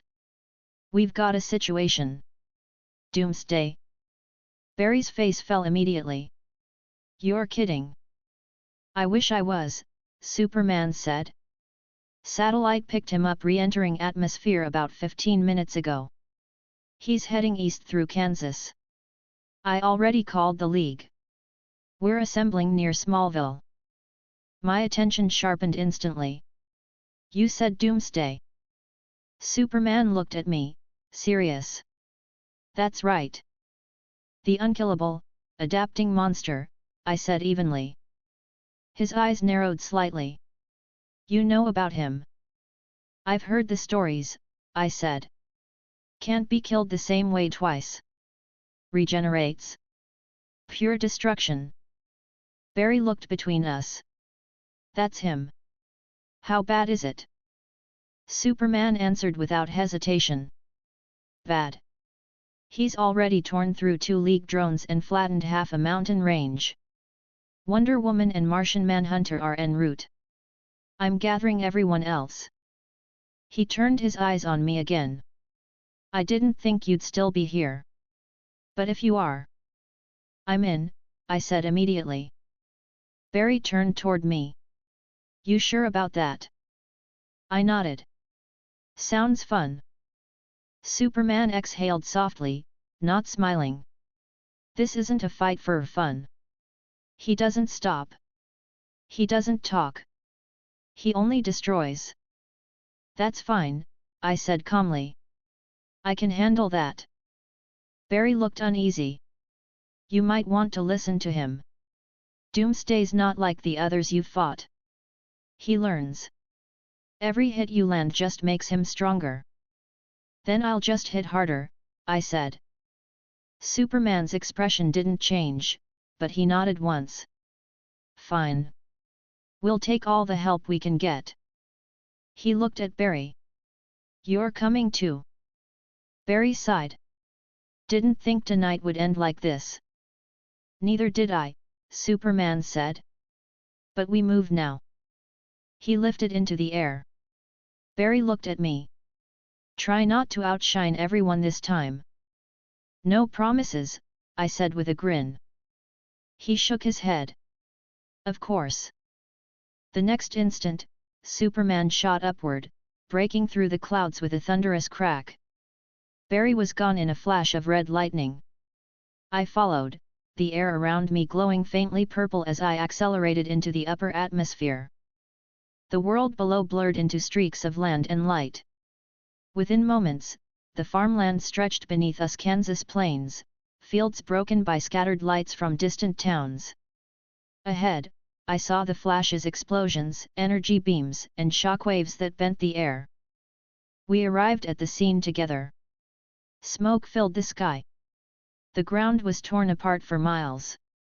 A crater the size of a football stadium sat in the middle of a ruined field.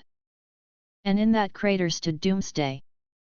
He was massive, towering, grey-skinned, bone spikes jutting out from his shoulders and elbows. Each movement shook the ground. His eyes glowed a dull, hateful red. Every breath he took came out as a growl that sounded like broken stone. Wonder Woman was already there, sword drawn, shield raised.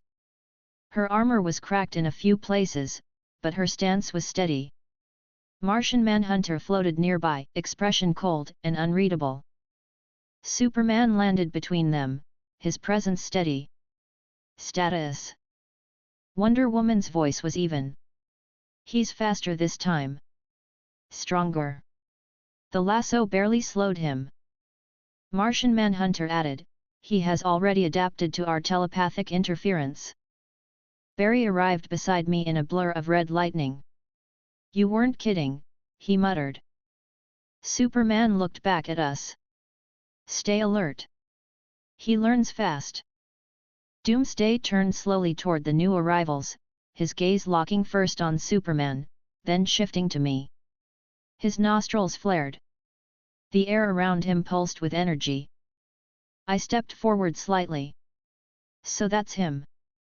Barry looked at me warily. Try not to get killed. I smiled. Not planning to. Superman's eyes narrowed. He's coming. Doomsday moved suddenly, faster than something his size should. The ground exploded beneath his feet as he charged. Superman met him halfway, the impact shaking the entire plane. The shockwave flattened trees for miles. Wonder Woman followed immediately, shield up, slashing at his side. The blade bit into his skin, sparks flying, but the wound sealed instantly, the bone spikes growing sharper. Martian Manhunter struck from above, beams of psychic energy slamming into Doomsday's mind. He barely reacted. Instead, he grabbed Superman by the cape and hurled him through a ridge. I watched the motion carefully. His adaptation rate was faster than I'd expected. Barry glanced at me. You gonna stand there or help? I raised a hand, purple energy igniting around my arm. Relax. I'm thinking. Think faster, Barry said. Doomsday's roar split the air. He swung his arm upward, catching Wonder Woman's shield mid-strike and flinging her back through a field of debris. She landed hard but got up instantly, blood on her lip. I exhaled and launched forward. The air shattered around me as I hit him square in the chest. The impact sent him sliding backward several meters, the ground tearing open beneath him. He stopped, looked down at the faint scorch mark on his skin, then looked at me. His growl deepened. Yeah, I said calmly. I figured you'd like that. He came at me. His fist swung down like a meteor. I met it with both hands, stopping it inches from my face. The pressure cracked the air between us. My feet sank into the dirt. I twisted, pushing him back, then kicked him in the ribs. The hit sent him crashing into the crater wall. For a second, the dust cleared. He didn't stay down. Barry moved in a flash, grabbing debris and creating a tornado of motion around Doomsday to keep him disoriented. It barely worked. Doomsday's arm swung through the air, catching Barry by the shoulder and throwing him aside. Okay, Barry groaned from the dirt, that hurt. I hovered a few feet above the crater. He's adjusting already. Superman reappeared, flying back into the fray. Then don't give him time to learn. He slammed into Doomsday from above, dragging him into the air. The two collided mid-flight, fists striking faster than thunder. Energy waves rolled through the clouds. Wonder Woman joined them, cutting through the sky with her sword. Every swing was perfect, every movement precise. She coordinated with Superman flawlessly, hitting whenever his guard opened. Doomsday roared again, breaking free. His skin glowed faintly now, adapting to each energy type. The next punch he threw sent Superman flying back into the ground, creating another crater. I caught him mid-fall, stopping the momentum. You good? Superman nodded once. He's evolving faster. Then I'll push harder. He looked at me. Don't destroy half the planet. I'll try, I said with a grin. I rose higher, energy gathering around me. The purple glow brightened until the entire battlefield reflected it. Doomsday turned his head up toward me and roared. I fired. A concentrated beam of destruction ki shot downward, focused narrowly on his chest. It struck dead on. The explosion was contained but deep. When the smoke cleared, the ground had caved in, and Doomsday was gone. Barry blinked. Did you just? He's not dead, I said. Superman confirmed it a second later. He's burrowing. The ground began to shake. Cracks split across the field as Doomsday erupted from below, leaping into the air, his body now partially glowing violet from absorbing some of my energy. I clenched my jaw. He's copying me. Superman moved first, colliding with him midair again. They traded blows, faster now, each one strong enough to shatter steel. Wonder Woman joined from below, cutting upward, her sword glowing with divine light. Doomsday adapted again, his body shifting to deflect the strikes more efficiently. The glow across his body stabilized. Martian Manhunter's voice came through the comms, calm but urgent. He's drawing energy from every hit. We need to coordinate or he'll reach critical adaptation. Superman's tone was sharp. Suggestions. Simultaneous impact from different frequencies, Martian said. Magic, physical, kinetic, and pure energy. I raised a hand. I can handle the last one. Wonder Woman nodded. Then we moved together. Barry looked between us. Just tell me when to run. Superman called out, now. The field erupted in motion. Wonder Woman struck first, divine energy searing through Doomsday's arm. Superman followed with a blow to the chest, sending him backward. I fired a focused pulse of ki at the same time, syncing with Barry's lightning strike as he circled the creature at full speed. The combined impact hit simultaneously. The explosion tore through the air, shockwaves rolling for miles. When the light faded, Doomsday was down again, smoke rising from his body, armor cracked, the ground scorched. I floated closer, eyes narrowed. He's not finished. Superman landed beside me. He never is. Doomsday stirred, a low growl rumbling through his chest. The cracks in his armor sealed again, new bone spikes forming. His eyes glowed brighter. Barry groaned softly. He really doesn't know how to stay down. Superman's voice was calm but firm. We hold the line until the League arrives in full. Or until he stops adapting, I said. He won't, Superman replied. Then we hit him until there's nothing left, I said. Superman didn't argue. Fine. But we do it together.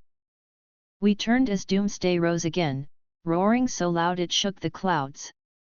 And then we charged. Chapter 9, The Monster and the God. The plains of Kansas were gone. What was left of them had turned into a cratered wasteland, cracked dirt and splintered rock stretching for miles. Smoke drifted lazily through the air, thick enough to block out the stars. The ground vibrated every few seconds, each pulse coming from the creature standing in the center of the field. Doomsday was still moving. The League had pulled back. Superman, Wonder Woman, Martian Manhunter, Barry all had regrouped several kilometers away to form a containment perimeter. They needed time to plan and call in the rest of the team. That left one option for stalling the monster, me. Superman's voice had been calm when he said it, but I could tell there was concern behind it. Don't underestimate him. He doesn't stop. I'd smiled. Neither do I. Now I hovered above the ruined ground, eyes locked on Doomsday as he tore free from a pile of rubble. His body was a wall of muscle and bone, spikes growing larger every few moments, his skin hardening where the previous hits had landed. He looked at me like I was prey that had escaped once too often. I could feel the air pressure bending under the weight of his power. Each breath he took came out as a snarl that cracked the dirt under his feet. His eyes glowed a steady, lifeless red. I lowered myself to the ground and stood a few meters away, arms loose at my sides. The glow of my aura spread faintly over the dust, violet light flickering across the uneven surface. "You're tougher than you look," I said quietly. "Good." Doomsday didn't respond. He never did. His head tilted slightly, like a predator gauging range, and then he charged. The impact hit before the sound did. His fist slammed into my guard, sending a shockwave that shattered what was left of the crater wall behind me. I slid backward across the ground, boots cutting deep trenches in the soil. The air burned from the friction. He followed instantly, swinging again, heavier, faster. I caught the next punch with one hand, forcing it to stop an inch from my chest. The raw strength behind it was enormous. My arm vibrated from the strain, but it held. I pushed back and drove my other fist straight into his abdomen. The hit connected with a heavy thud, and Doomsday stumbled back several meters. His body didn't bleed. Instead, the place I hit cracked, bone fragments falling off like shattered armor, only for new growths to push out from beneath the surface seconds later. He was rebuilding himself mid-fight. "Of course you do that," I muttered. He roared and leapt again. The ground collapsed under the force of his jump. He met me in the air, both fists raised overhead, slamming them down toward my skull. I crossed my forearms and blocked, but the impact drove me halfway into the ground before I could push him off. The energy radiating from him was familiar in its simplicity, raw, destructive, unfiltered. It was different from the controlled precision of the League. This was chaos made flesh. I could feel my pulse speeding up in response, ki rising like pressure behind my ribs. It wasn't anger, it was instinct. He swung again, and I ducked under it, landing a heavy knee to his chest. The hit lifted him off the ground, and I followed through with an uppercut that sent him flying skyward. He crashed through a floating cloud of dust and vanished briefly from sight. I raised my right hand, energy gathering instantly. The violet light condensed into a focused sphere that hummed with power. I fired. The beam hit Doomsday midair, swallowing him in an explosion that lit the entire horizon. The blast faded after a few seconds, leaving a streak of smoke that drifted upward. I didn't relax. A moment later, the smoke burst outward as Doomsday came flying through it, half of his body glowing faintly purple now. My attack had marked him, but not destroyed him. He landed hard, punching a crater into the dirt with the impact. He stood up almost immediately. The violet glow didn't fade, it pulsed. He'd absorbed part of it. Barry's voice crackled faintly through the COMM channel. "You're not killing him, are you?" "No," I said calmly, eyes still locked on the creature. "He's learning." "Then stop feeding him new material," Barry said quickly. "Can't," I replied. "That's not how this works." I stepped forward. The energy inside me shifted, growing sharper. Every strike, every clash, every surge of resistance made my ki burn hotter, heavier. I could feel it in my arms, my chest, my bones. The more I pushed, the more it responded. The flow wasn't linear, it was exponential. It was the same way Scions in Dragon Ball grew stronger the longer they fought. It wasn't impossible, it was logical. The body adapted to survival, to dominance. Doomsday charged again. This time I didn't block. I moved straight into him, our fists colliding midair. The resulting shockwave tore a new crater into the earth, flattening everything for miles. We both slid backward from the force. The ground under my feet broke apart. I steadied myself and smirked slightly. You hit harder now. He roared again and came forward, his movements sharper. Each swing forced me to match speed and strength. Every impact sent sparks of energy scattering into the air. My aura thickened with every exchange, brightening until the purple glow lit the entire battlefield. He slammed a fist into my side, and for a moment my ribs bent under the pressure. The next instant, the pain faded, replaced by clarity. My ki flared again, burning hotter. I caught his wrist and twisted, using the motion to throw him over my shoulder. He hit the ground, rolled, and came up swinging. His fist connected with my jaw, snapping my head to the side. I grinned, blood on my lip, and hit back twice as hard. The blow landed cleanly, cracking his jawbone and sending him tumbling backward through a ridge of broken rock. He stopped himself with both hands, claws digging deep into the dirt, and looked up. His mouth was already repairing itself, the bone knitting back together in seconds. The red glow in his eyes brightened. I wiped the blood from my mouth. You're durable. I'll give you that. He charged again. The next series of hits blurred together. Each strike he threw was matched, blocked, or returned. The ground beneath us turned to ash. The surrounding air heated until the oxygen itself shimmered. Each time he hit me, the ki inside me surged higher, denser, more refined. My body was adapting faster too. I could feel it, the raw strength building with each motion. The energy flowed smoother now, more natural. My arms no longer shook from the impact. My strikes grew heavier, sharper, faster. The difference between my first hit and this one was already enormous. Doomsday noticed. His attacks became more erratic, more forceful. He leapt high, raising both hands, and brought them down together. The shockwave cratered the land around us, dust and rock exploding outward. I blocked it with both arms again, sliding backward several feet before pushing him away with a burst of ki. The pulse sent him flying into the distance, tearing up the ground in a straight line for half a kilometer. I followed. He was already standing when I arrived, his body steaming. His chest glowed faintly purple where my earlier attack had hit. I could tell he was trying to adapt to it, to recreate it, but my energy didn't play by his rules. It erased things that weren't supposed to exist. He couldn't copy that, not perfectly. I raised my hand again, charging a denser sphere of destruction ki. The light from it illuminated the field completely. Doomsday braced himself. I threw it straight at him. It hit his arm as he raised it to block, and the limb vanished from the elbow down, disintegrating instantly. The creature roared, stumbling backward, clutching the stump.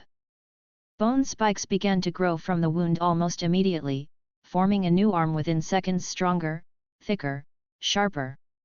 He looked at the new arm, then at me.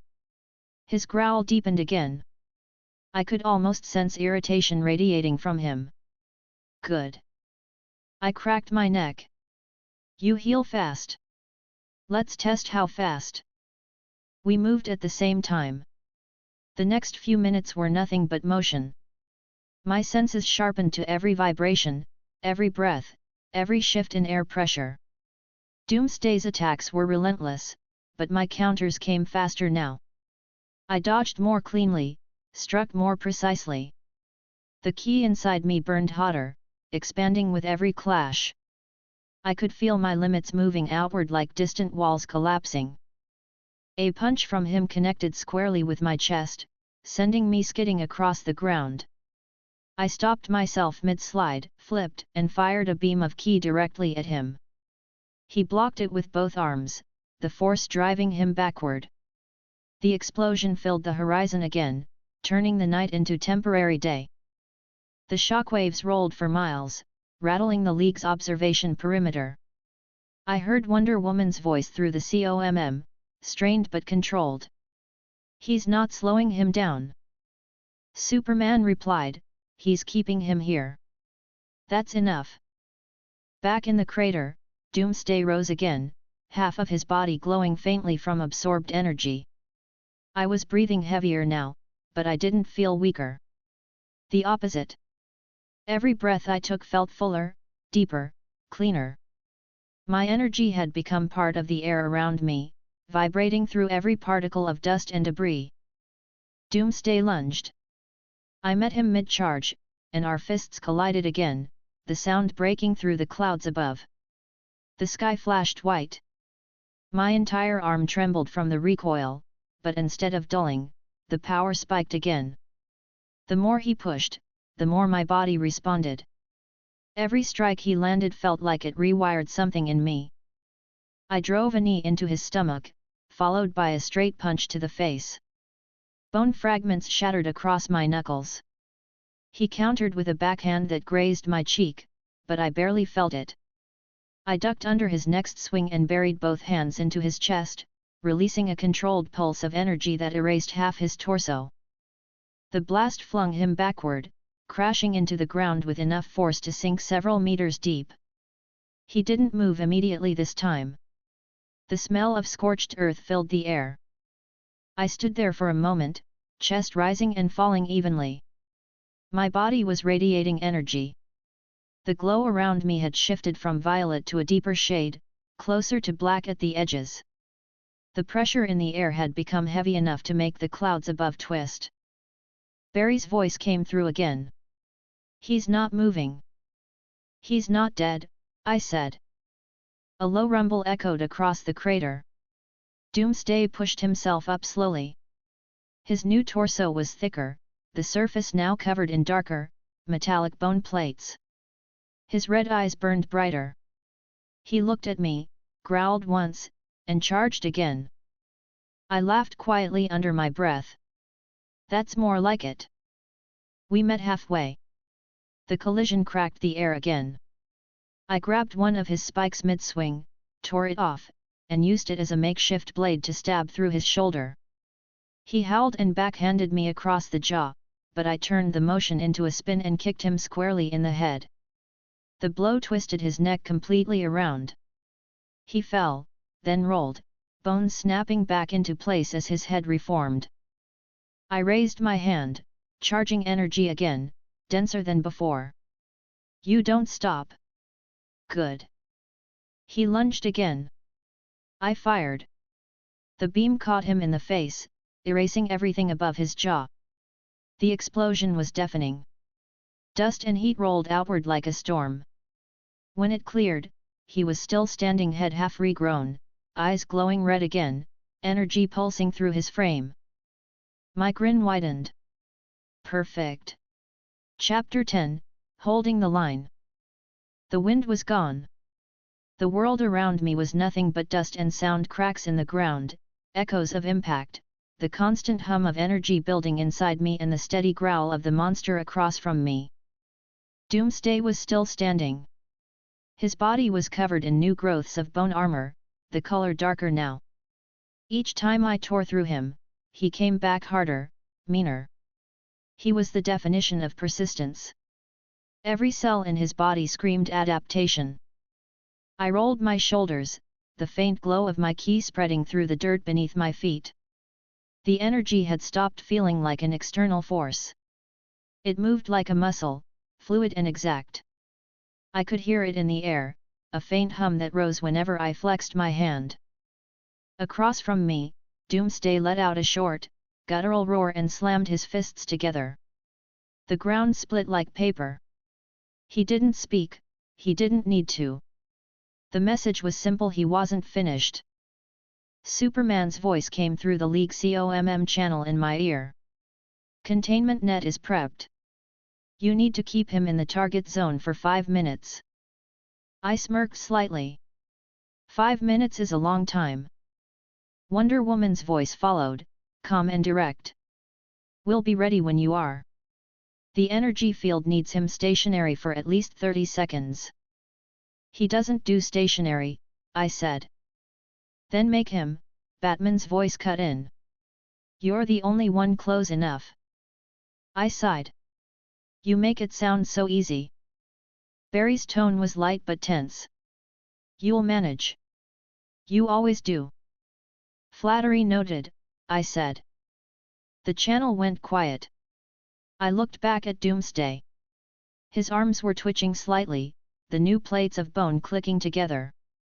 His body was steaming from the last impact, but he didn't look hurt. His head tilted slightly, eyes narrowing on me like I'd just interrupted a thought. All right, I said quietly. Let's make this quick.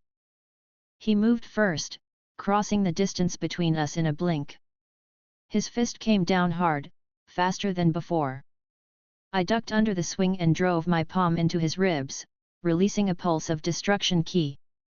The hit threw him off balance for half a second, but he recovered fast. His counterpunch grazed my shoulder, sending a jolt through my arm. The impact stung.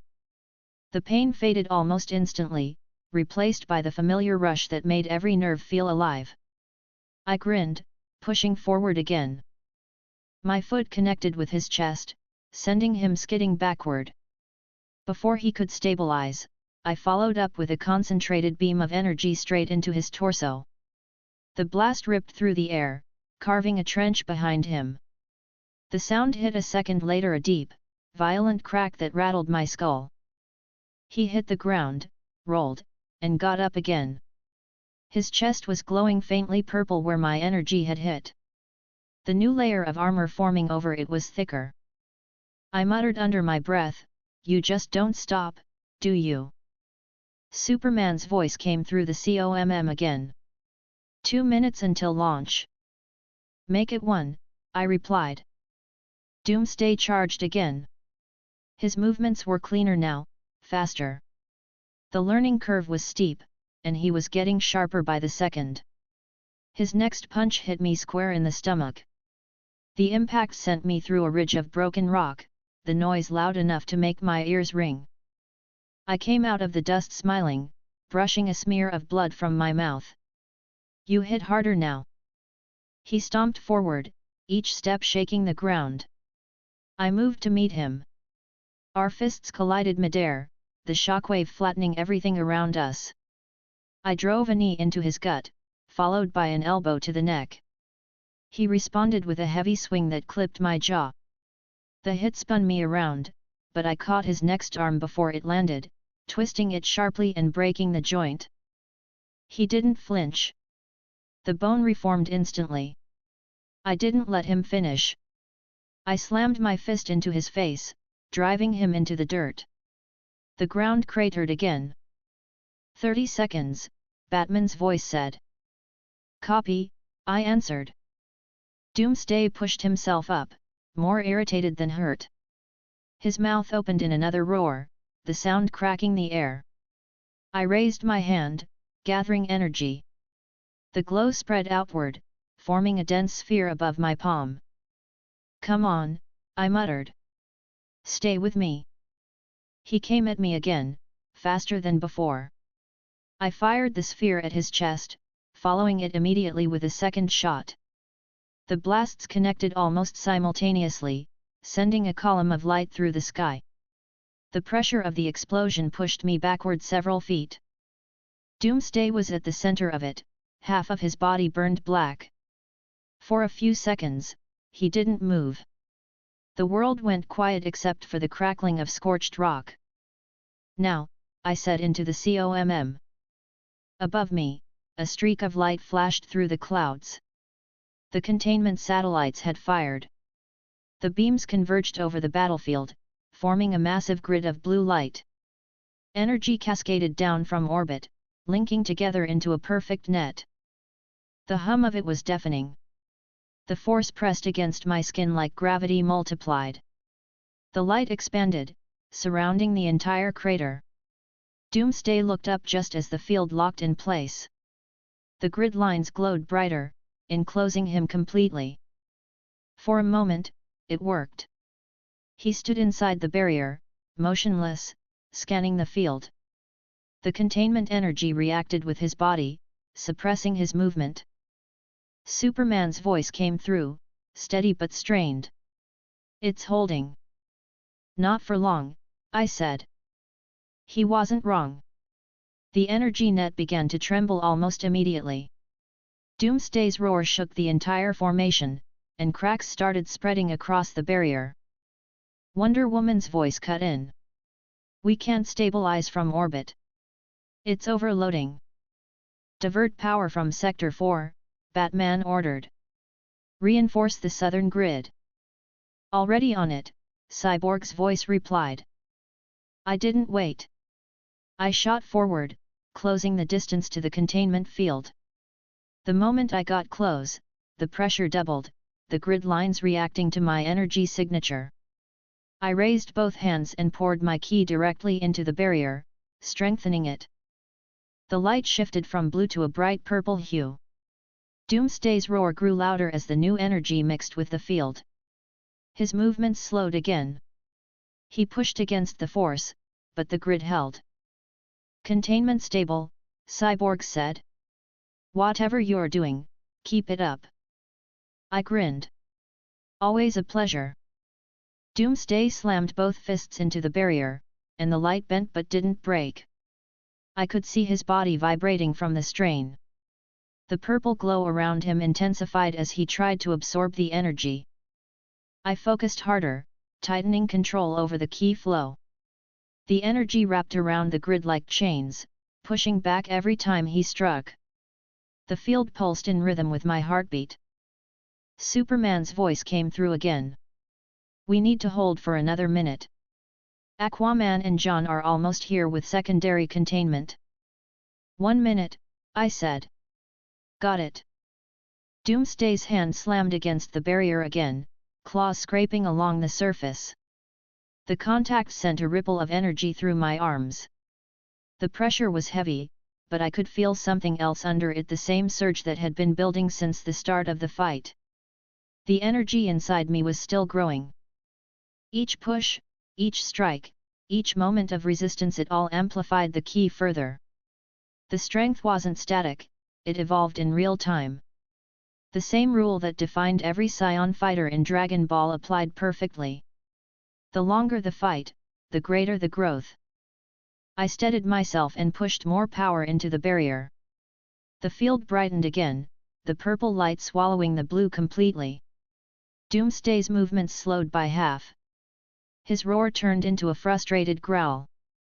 "Status," Batman demanded. "Containment holding," Cyborg reported. "He's not breaking through yet." "Good," Superman said. "We're almost there." The seconds dragged. Sweat dripped down my forehead, evaporating instantly from the heat. The air shimmered around the barrier. Every time Doomsday hit it, the ground shook. My arms felt heavy, but the power didn't stop building. It kept climbing, feeding itself through the struggle.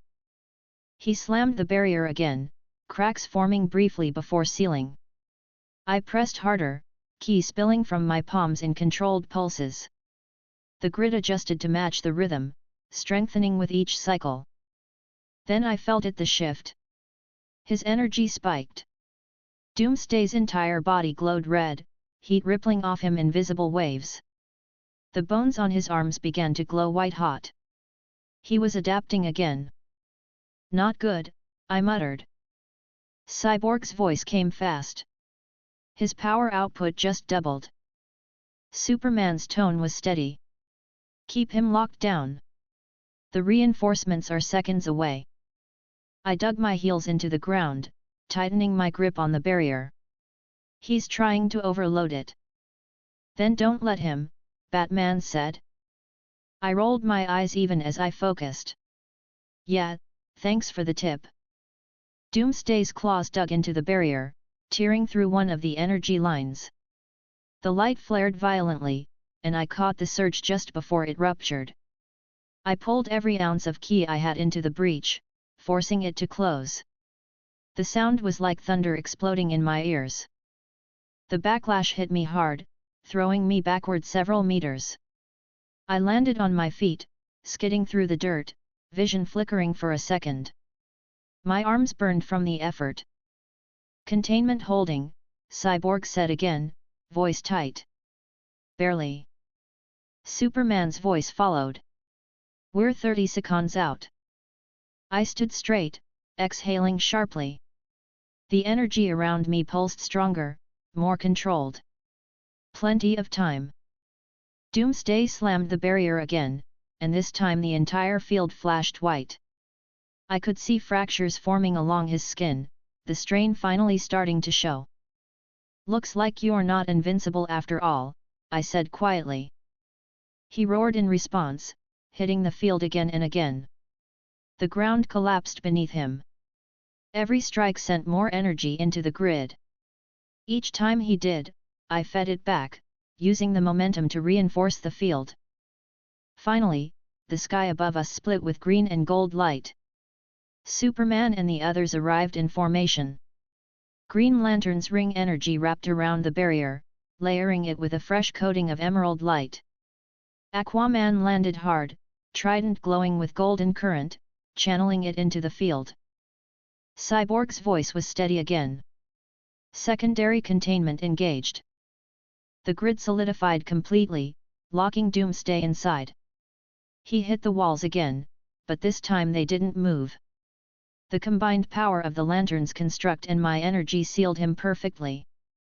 Superman landed beside me, his cape settling. He looked at the contained monster, then at me. "You did it." I smiled slightly. "We did it. You were the one who brought the toys." He exhaled, shaking his head. "He's not going anywhere for now."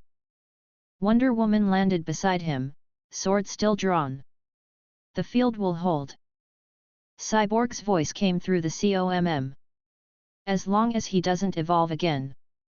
The system's adaptive now, calibrated to match his output based on readings from your energy." I smirked. "Guess I'm a power source now." Barry appeared next to us, lightning flickering off him. "You're the loudest battery I've ever seen." "Thanks," I said. "You're fast comic relief." He grinned, shaking his head. "You're something else." Superman looked at the glowing cage again. Doomsday slammed against the inner wall once more, the sound echoing through the crater, but the barrier held. "He'll try again," Superman said. "He always does," Wonder Woman replied. I cracked my neck. "Then we'll be ready." Chapter 11, Orbit and Aftermath. The light from the containment grid still burned bright over the crater. The barrier lines pulsed steadily, each one layered with the combined energy of my destruction key, Green Lantern's construct, and the satellite-based field the League had set up from orbit. The entire valley was glowing. Doomsday was inside it, slamming against the reinforced energy walls again and again. The ground quaked with every hit. The barrier held. Barely. Superman hovered near the top of the formation, his arms crossed as he watched the monster pace inside the cage. Wonder Woman stood on the rim of the crater, her shield still raised though the immediate threat had passed. Barry was kneeling a few meters away, letting the lightning fade from his suit while he caught his breath. I stood at the edge of the cracked terrain, hands loose at my sides, eyes fixed on the thing that still refused to stop moving. My aura was gone now. No reason to waste power when the real fight was finished. Still, I kept a small amount of energy flowing beneath the surface just in case. Batman's voice came through the COMM channel, clear and controlled. "Containment grid stable. Cyborg, begin transport preparations." Cyborg responded immediately. "Already on it." Satellite link established. Target coordinates locked for orbit cell Delta 7. Green Lantern Hal, judging from the tone added, "Cell Delta 7 is the heavy adaptive one. Reinforced with Thanagarian metal and Martian dampening fields. If anything can hold this guy, that's it." Superman looked down at me from midair. "You holding up?" I tilted my head up at him. "I'm fine. Just wondering how long it'll take before he finds a new way to break out." "He won't," Batman's voice said. "Not from Delta 7.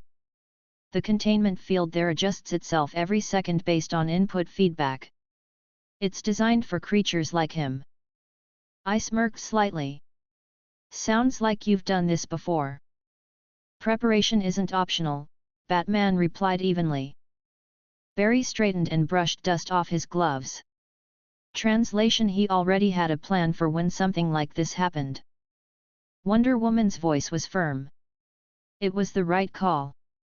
Earth can't handle another rampage like that. Doomsday slammed against the barrier again. The sound vibrated through the air like thunder. Cracks of light rippled across the field and then closed almost immediately. Cyborg's voice came through again. Containment lock sequence starting. Lantern, I need your energy signature synchronized with the satellite grid. Hal raised his ring hand. Already syncing. The green light from his ring pulsed in rhythm with the blue from the barrier. Cyborg continued, perfect. Superman, I'll need your kinetic assist for the vertical lift once the field stabilizes. Superman nodded. Understood. I watched as the ground around the containment zone began to shift. Segments of reinforced plating teleported in from orbit, locked into place around the grid, forming a sealed capsule. Each section clicked together with magnetic precision. The lights within the field dimmed, then brightened again as the external frame took over the strain. Barry looked at me and gave a small nod toward the center. He's still watching you. I glanced at Doomsday. He was staring straight at me, his red eyes glowing faintly through the layers of energy. His breathing was steady, slow, but every few seconds his fingers twitched like he was testing the field. He's learning, I said quietly. Superman landed beside me, his cape settling behind him. He always does. That's why we're not taking chances this time. Hal flew down to our level, his ring still glowing. Yet, no more playing tag with this guy in the middle of Kansas. I like the planet the way it is. Barry nodded quickly. Agreed. Wonder Woman stepped forward, sword sheathed now. How soon until the orbital cell is ready? Cyborg's tone was calm but focused. 30 seconds until transport initiation. I'll trigger the mass lift field on my signal. Superman looked back toward me. You did good work. I shrugged slightly. He's still standing. I wouldn't call that good. Barry grinned. You're impossible to impress. Accurate, I said. Hal gave a short laugh. You sound like Batman. Don't insult me, I replied. Wonder Woman's mouth curved slightly at the corner, but she didn't comment. Cyborg's voice broke through again. Transport in 5. Lantern, reinforce the top of the containment shell. Superman, you're on lift. Everyone else, clear back 200 meters. The ground vibrated as the energy level in the containment field spiked. I rose a few feet off the ground, backing away as instructed. The others did the same. Superman hovered above the shell, hands raised. The blue and green light intensified around him as he added his own force field to the mix. 3, Cyborg said. 2. 1. Lift. The crater glowed bright white for a moment. A massive column of light erupted upward, enveloping the containment capsule completely. The sound that followed was low and heavy, like the air itself was being pulled apart. The ground under us shook once, then stilled. When the light cleared, the crater was empty. The field, the energy grid, Doomsday gone. Cyborg's voice came back. Transport successful. Delta 7 confirms containment intact. Hal let out a low whistle. That never gets old. Barry exhaled, letting his hands drop to his knees. Good. Maybe now we can breathe. Superman floated back down to the ground. Not until we're sure he stays there. I crossed my arms. You really don't trust your own tech. It's not about trust, Batman's voice said over the COMM. It's about verification. We've made that mistake before. Hal frowned. Referring to the last time we dumped something in orbit and it came back angry. Yes, Batman said simply. Wonder Woman looked around the field. We should assess the damage before we leave. There are nearby towns. Barry pointed toward the east. Already checked during the fight. Closest settlements 12 miles away. Just broken windows and power flickers. That's better than usual, Hal said. Superman nodded. I'll handle the damage reports. He turned to me. You're not going to argue if I ask you to stay off Earth for a few days, are you? I smirked. That depends. You banning me? He raised an eyebrow. I'm asking. I looked back toward the crater. The smell of scorched earth hung in the air. The entire area looked like a meteor had hit it. I'll stay out of cities. That good enough? That's acceptable, Superman said. Barry stepped forward. You could always visit Central City again. Quiet week coming up. Hal snorted. You're actually inviting him. Barry shrugged. He didn't break anything last time. Yet, Hal muttered. I smiled faintly. I'll take that as progress. Wonder Woman's COMM badge clicked once. We have confirmation from the watchtower. The orbital cell is sealed. The field is stable and monitoring active. Doomsday is contained. Good, Superman said, finally allowing a small breath of relief. Hal floated backward, stretching slightly. So, what's next? Drinks? Or are we pretending this is just another Tuesday? Barry laughed. Feels like one. Cyborg's voice came back through the COMM. Batman's requesting everyone debrief at the watchtower. Damage reports, energy readings, the usual. Superman looked toward the sky. We'll go soon. I'll handle the paperwork from here. He turned toward me again. You're welcome to come if you want to review the data. I think Cyborg would like to study how your energy interacted with the field. I shook my head. Maybe later. I'm not in the mood for science class. Hal grinned. Probably for the best. Vic starts talking about energy matrices and you'll want to punch a wall. I'd punch him, Barry said jokingly. I heard that, Cyborg replied through the COMM. Barry smirked. Worth it. Wonder Woman raised an eyebrow. You all act like this happens every week. Hal shrugged. Because it does. Superman gave him a look that quieted the grin. It shouldn't. Yet, Hal said, lifting into the air. Let's head out before the reporters show up. Barry's mask flickered as he checked the news feed through his COMM. Too late. Local media's already on their way. Then we leave, Wonder Woman said firmly. Superman nodded. Go. I'll join once I finish securing the perimeter. Hal saluted lazily. You got it. He shot upward, a trail of green light cutting through the sky. Barry followed in a flash of red lightning, and Wonder Woman lifted off seconds later, heading toward the transport point. I stood still, watching the last of the light fade from the sky. Superman turned to me. You should rest. I'll manage, I said. You always say that, he replied. It's always true, I said, smirking. He almost smiled. We'll see you soon, then. He lifted off, cape fluttering once before he disappeared into the clouds. The crater was quiet again.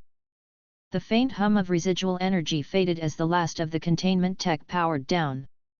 I walked across the broken ground, scanning the scorch marks where Doomsday had stood. The air still felt heavy, like the fight hadn't really ended. Barry's voice came faintly through the COMM again. You coming to the tower? I pressed the button once. Not this time. Suit yourself, he said lightly. Try not to blow up the moon while we're gone. No promises, I replied. He laughed, then the channel went silent. I crouched down, picking up a chunk of scorched dirt and letting it crumble between my fingers. The color was darker where the destruction key had burned through it. It was a reminder that even in control, the energy didn't just destroy the target, it changed the environment itself. The stars above were clear again now that the smoke had faded. The light from orbit shimmered faintly, Delta 7 moving along its path far beyond sight. Doomsday was up there now, locked inside a cell built to withstand anything short of a god. For now, at least, the world was quiet. A gust of wind passed over the crater, carrying the smell of ozone and ash. I stood and looked around one more time. The ground stretched far in every direction, scarred and uneven. It would take time before it healed, before grass or crops grew here again. Cyborg's voice returned briefly. We've got satellites monitoring atmospheric recovery. Nothing dangerous left behind. Good work down there. I didn't answer. I just started walking toward the ridge. Halfway up, I stopped and looked back once more at the center of the crater. The faint glow from the containment residue was still visible, a reminder of how close it had been. I clenched my fist lightly, feeling the hum of ki under my skin. The energy was calm again, steady. Not bad, I muttered. The wind carried the words away before the echo could fade. Chapter 12, The Flicker in Orbit. The crater was quiet. No more roaring, no more impact tremors, no more shockwaves tearing the ground apart. The air smelled like burned ozone and dry metal. Even the wind sounded distant, sliding through cracked earth and fractured soil. I had stayed behind longer than the rest of the League. The transport had gone smoothly, and Doomsday was supposedly locked away in Delta 7, an orbital containment cell somewhere above Earth. Superman had called it secure. Batman had called it acceptable.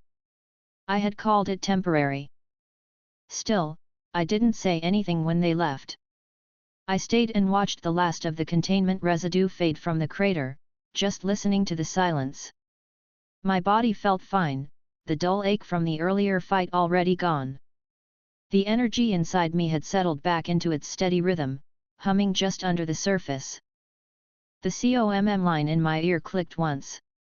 Cyborg's voice came through, sharp and steady. You still down there?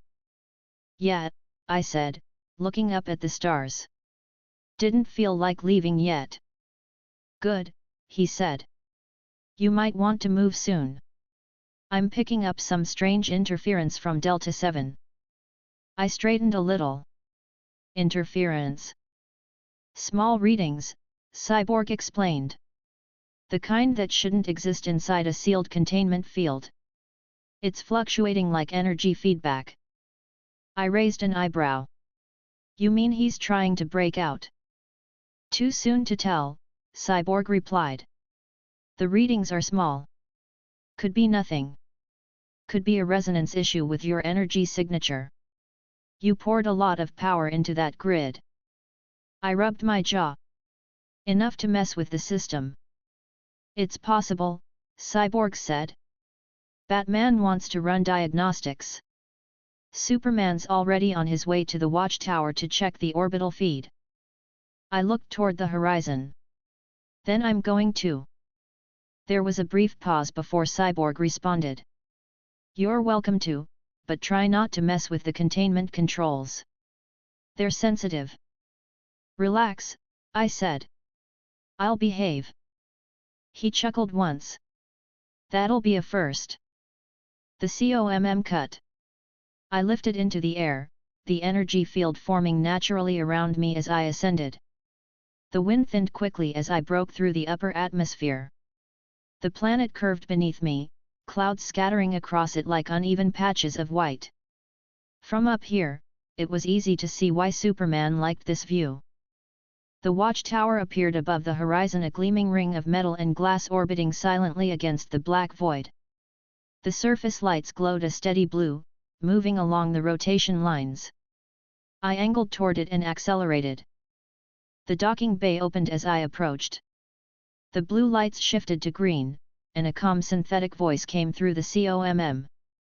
Identity confirmed. Clearance granted. I touched down on the metallic floor, the faint sound of pressure locks engaging behind me as the doors sealed. The air inside the station was clean, filtered perfectly. I could smell the faint trace of metal and something sterile, like a hospital with better lighting. Superman was already waiting near the control hub when I entered. His cape was still slightly tattered from the earlier fight, but he didn't seem to care. His focus was on the main display projected in front of him, a rotating image of Delta 7. The feed was bright and clear, showing the containment cell orbiting quietly against the dark. Cyborg stood beside him, one arm interfaced with the system, data running down the projection in real time. His expression was serious but calm.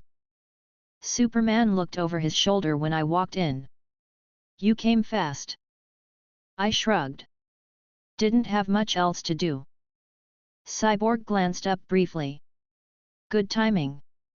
We're about to start the diagnostic." I approached the console, looking at the projection.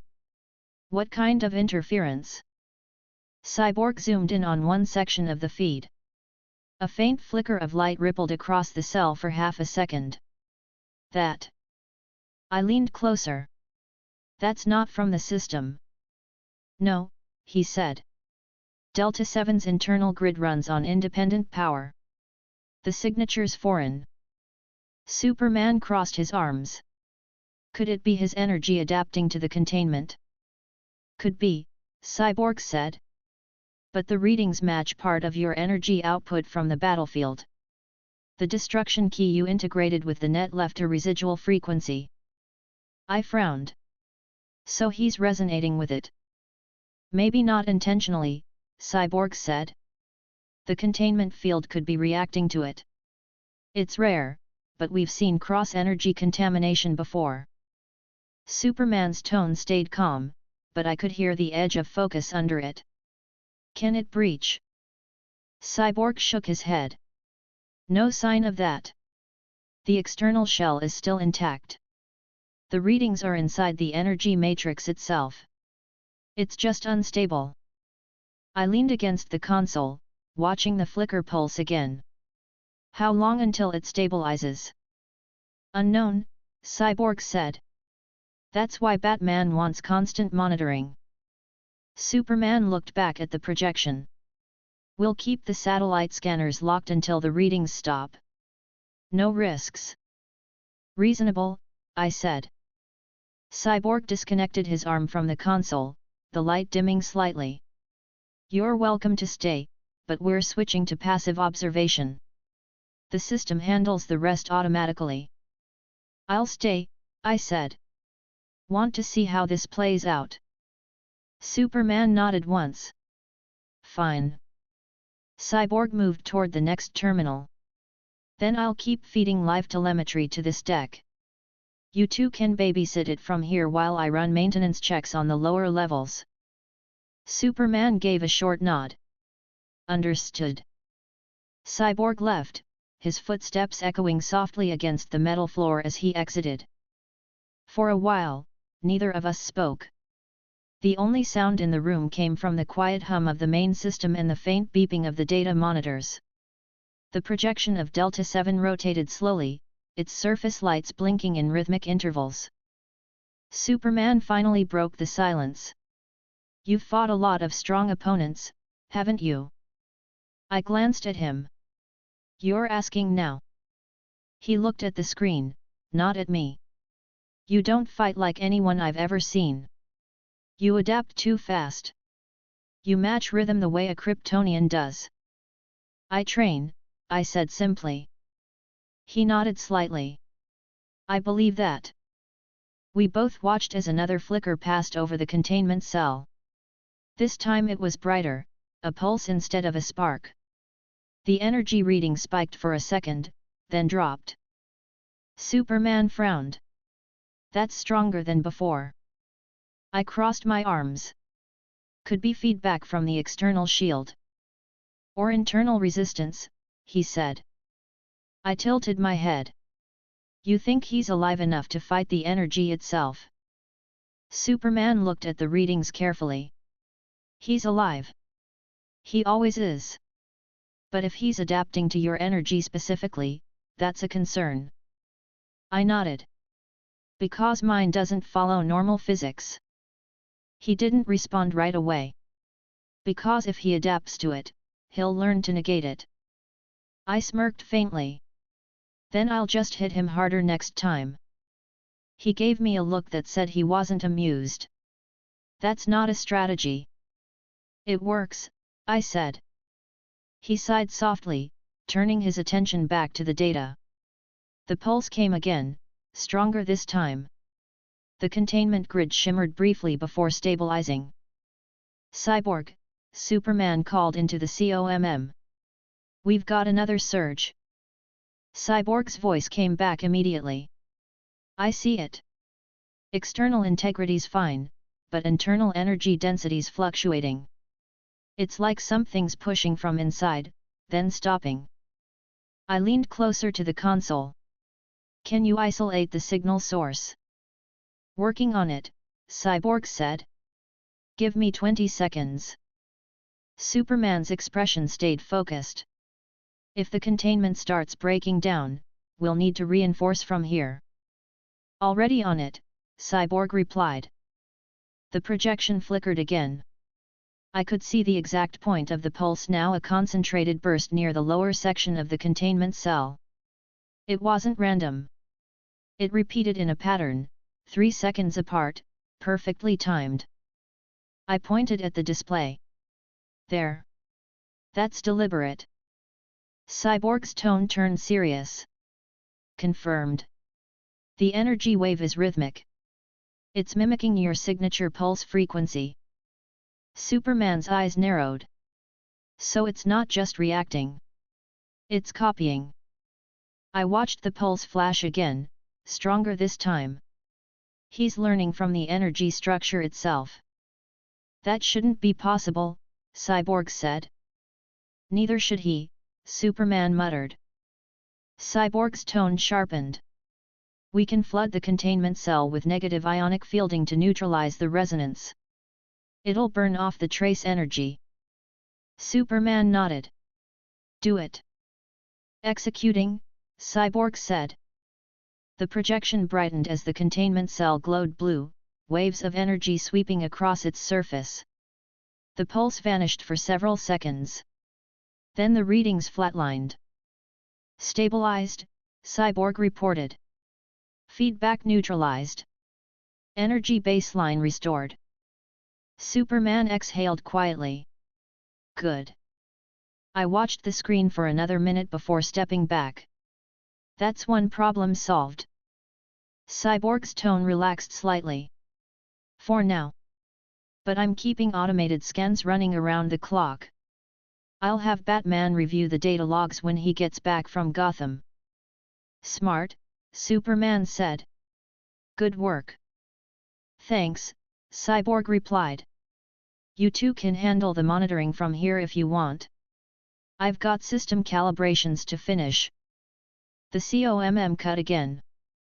Superman folded his arms. He's efficient. He likes control, I said. So do you, he said. I smiled slightly. You say that like it's a bad thing. He didn't answer, but I caught the faint upward curve of his mouth before he turned back to the display. The next hour passed quietly. The data stream remained stable. The pulse didn't return. The silence of space hung heavy beyond the large viewing panels, broken only by the distant glimmer of the containment cell moving along its orbital path. Eventually, Superman spoke again. You ever think about joining the League full-time? I looked at him. You asking officially? He shook his head. Just wondering. I'm not a team person, I said. I can tell, he said. You don't say, I replied dryly. He smiled faintly. You'd fit in better than you think. Doubt it. He didn't push the subject. He just kept watching the data. His focus was unshakable, but I could see the quiet vigilance in his posture. It was something that never went away with him, the instinct to protect before anything else. The console beeped once, drawing both our attention. The energy reading flickered again, just a single spike. Superman leaned forward immediately. Cyborg, did you see that? I did, Cyborg said quickly. Minor residual echo. It's decaying, not growing. No structural threat. Superman's shoulders relaxed slightly. All right. I glanced at the feed. He's testing the walls. Superman looked at me. He won't get through. I smirked. If he does, at least we know where to find him. Superman gave a small sigh, half amused, half tired. Let's hope it doesn't come to that. The flicker faded completely. The cell stabilized again. The readings returned to normal. Cyborg's voice came through once more. Everything's back to baseline. Whatever trace he picked up, it's gone. Good work, Superman said again. Thanks, Cyborg replied. I'll keep the sensors locked on him for the next 12 hours, just in case. You can both get some rest. Superman nodded. We'll stay for another hour, then I'll rotate shifts. Copy that, Cyborg said, and the line went silent. Superman turned toward me. You don't sleep much, do you? Rarely, I said. He nodded once. I figured. We stood there for a while, watching the calm rotation of the containment cell in orbit. The lights along its surface blinked at perfect intervals, steady and controlled. For the first time since the fight began, the air in the watchtower felt quiet, peaceful, even. Chapter 13, Looking for Trouble. The quiet hum of the watchtower hadn't changed in the last 2 hours. It stayed steady, the kind of background sound that got under your skin after a while. The containment cell floated on the big screen in front of me, locked in its perfect orbit. The blue and green lights traced slow circles around it. No flickers, no new readings, no movement. Doomsday hadn't twitched once. Superman was still there too, standing a few feet away from the console. He didn't move much. He didn't need to. His eyes never left the projection. If patience was a skill, he'd turned it into an art form. Me? I was bored. I crossed my arms, watching the endless rotation on the monitor. You do this often? Superman didn't turn his head. Do what? Stand here and stare at screens, I said. Feels like you've been frozen for an hour. He glanced at me briefly. Monitoring takes focus. I gave a small smile. Right.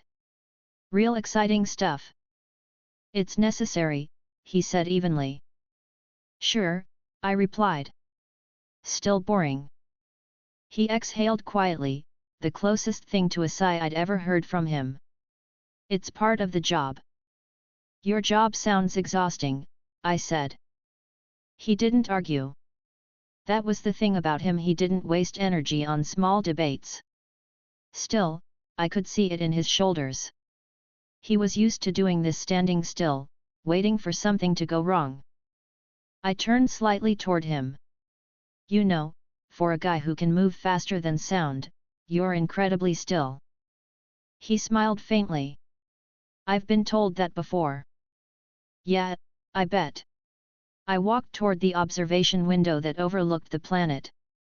I get that it's important to keep an eye on him, but you've got a league full of people who can handle it. You don't have to babysit the screen yourself. I prefer to be certain, he said. I looked over my shoulder. So that's a yes on the control issue. He gave me another small look. You really don't slow down, do you?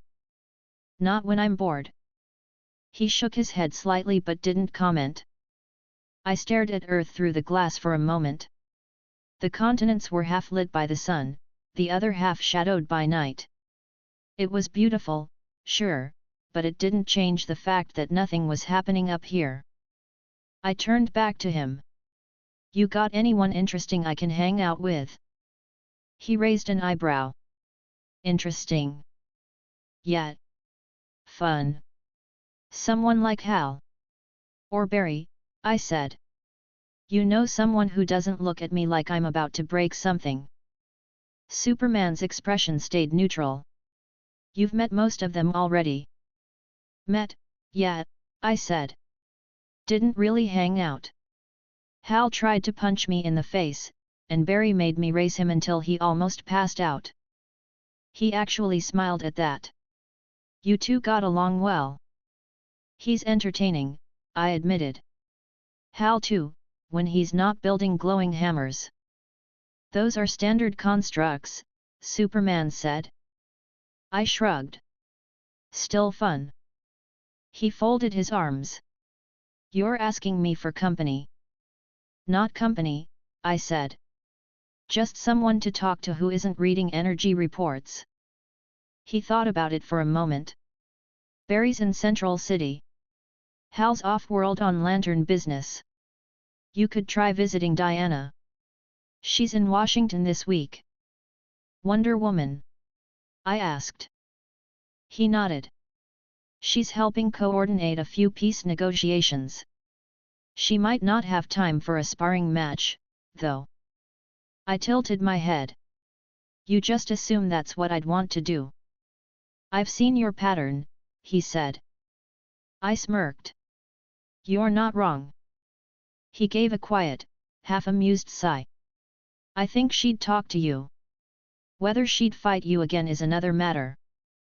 I'll take my chances, I said. Anyone else? He looked back at the console. Arthur's in Atlantis. Not exactly easy to reach without clearance. I could swim, I said. You'd need to breathe, he replied. I grinned. Details. He shook his head again. You'd get along with Hal more than anyone. Because we both annoy you? I asked. He didn't answer right away. Because you both don't stop talking. I laughed quietly. That's fair. I stepped closer to the console again, glancing at the still image of the containment cell. It hadn't changed. The readings were all flat. You ever get tired of this? Of what? Of waiting for the next big thing to go wrong, I said. You spend half your time preventing disasters before they happen. That's what we do, he said. It's not about waiting. It's about being ready. You sound like Batman, I said. He's not wrong, Superman replied. Still not fun, I said. He finally looked up at me properly this time. You want fun, go see Barry. You two seem to find it wherever you go. Tempting, I said. But he might be recovering from the last time I showed up. I heard about that, Superman said. You talked him into running across 3 states. He said he could handle it, I said. He nearly collapsed, Superman replied. Details, I said again, smiling. He gave me a patient look. You're a handful. Thanks, I said. That wasn't a compliment. It was to me. He shook his head, but there was amusement in his tone now. You could stay here. Help Cyborg with diagnostics. I raised an eyebrow. You mean help the guy who stares at data all day? He could use the distraction, Superman said. I'd rather not get electrocuted. Superman smiled faintly. You're probably safe. Probably, I said. Not the confidence I was hoping for. He turned back to the data feed again, the humor fading as his eyes tracked the readings. It's quiet now, but it won't stay that way for long. There's always something. That's the problem, I said. You expect something to happen. He gave me a sidelong look. And you don't. I like surprises, I said. I've noticed, he replied dryly. I walked toward the viewing glass again, stretching my arms. You ever actually relax? When I can, he said. That's not an answer. He didn't respond. I leaned against the glass railing. You need better hobbies. He looked at me. You have suggestions? Plenty, I said. You ever been to Tokyo? He raised an eyebrow. Once. Good food. Good people. Lots of neon lights, I said. You should go more often. I don't travel for leisure, he said. That's the problem. He gave a quiet laugh. You think I should go sightseeing? Why not? I said. Even gods take a break. He looked amused at that. That's not exactly how it works. Should be, I said. The COMM system beeped suddenly, breaking the moment. Cyborg's voice came through, calm but focused. Status check. You two still watching the readings? Superman tapped the console. Still stable. Good, Cyborg said. Batman's reviewing the data from Delta 7. Nothing unusual so far. I'll update you if that changes. Copy, Superman said. The COMM went quiet again. I exhaled softly. You know what would make this less boring? Superman gave me a look that said he already regretted asking. What? Poker, I said. Or cards. Something that isn't this. He raised an eyebrow. You think I play cards on the watchtower? You should, I said. You've got the table space. He shook his head slightly, amused. Barry would agree with you. I knew I liked that guy, I said. He leaned slightly against the console, still half watching the screen. You really don't stop, do you? Stopping's not my thing, I said. He smiled faintly. Then it's good you're on our side. I grinned. That sounded almost like a compliment. It was, he said. The watchtower lights dimmed slightly as the system shifted into low-energy mode. The stars outside looked clearer now, sharper against the dark. Earth rotated slowly beneath us, the lights of cities glowing along the surface. I looked out at it again. You ever get tired of saving it? He didn't answer right away. No. I nodded. Didn't think so. We stood there for a while, watching the planet drift. The silence wasn't uncomfortable, just still. The hum of the systems filled the gaps between words. After a few minutes, I spoke again. You sure there's no one else around who isn't buried in work? He smiled. You're relentless. It's called curiosity, I said. He considered for a moment. Jaeon's in the lower levels. He's calibrating communication relays. I tilted my head. The Martian. He nodded. He's quieter than Barry or Hal. But you might learn something. Or put him to sleep, I said. He looked like he was holding back another smile. Your choice. I thought about it for a second. What about Batman? Superman gave me a flat look. You don't want to bother him right now. Why not? He doesn't like surprises, Superman said. Neither do most people I meet, I said. Still talk to them. Superman folded his arms. You'd get along with him for about 5 minutes before you started arguing. I smirked. That long? He shook his head. You're impossible. Accurate, I said. Cyborg's voice came through again, this time lighter. Everything's clear. System stable. No signs of fluctuation for the last hour. Superman tapped the console once. Good. You two can relax, Cyborg continued. I'm switching the grid to automatic diagnostics. Understood, Superman said. The COMM clicked off again. I looked at him. So, nothing left to do. For now, he said. I smiled. Perfect. He gave me a wary glance. What are you planning? Nothing, I said, walking toward the exit. Just going to find someone who knows how to have a little fun. He called after me, try not to start a fight. I waved a hand without turning back. No promises. He shook his head but didn't stop me.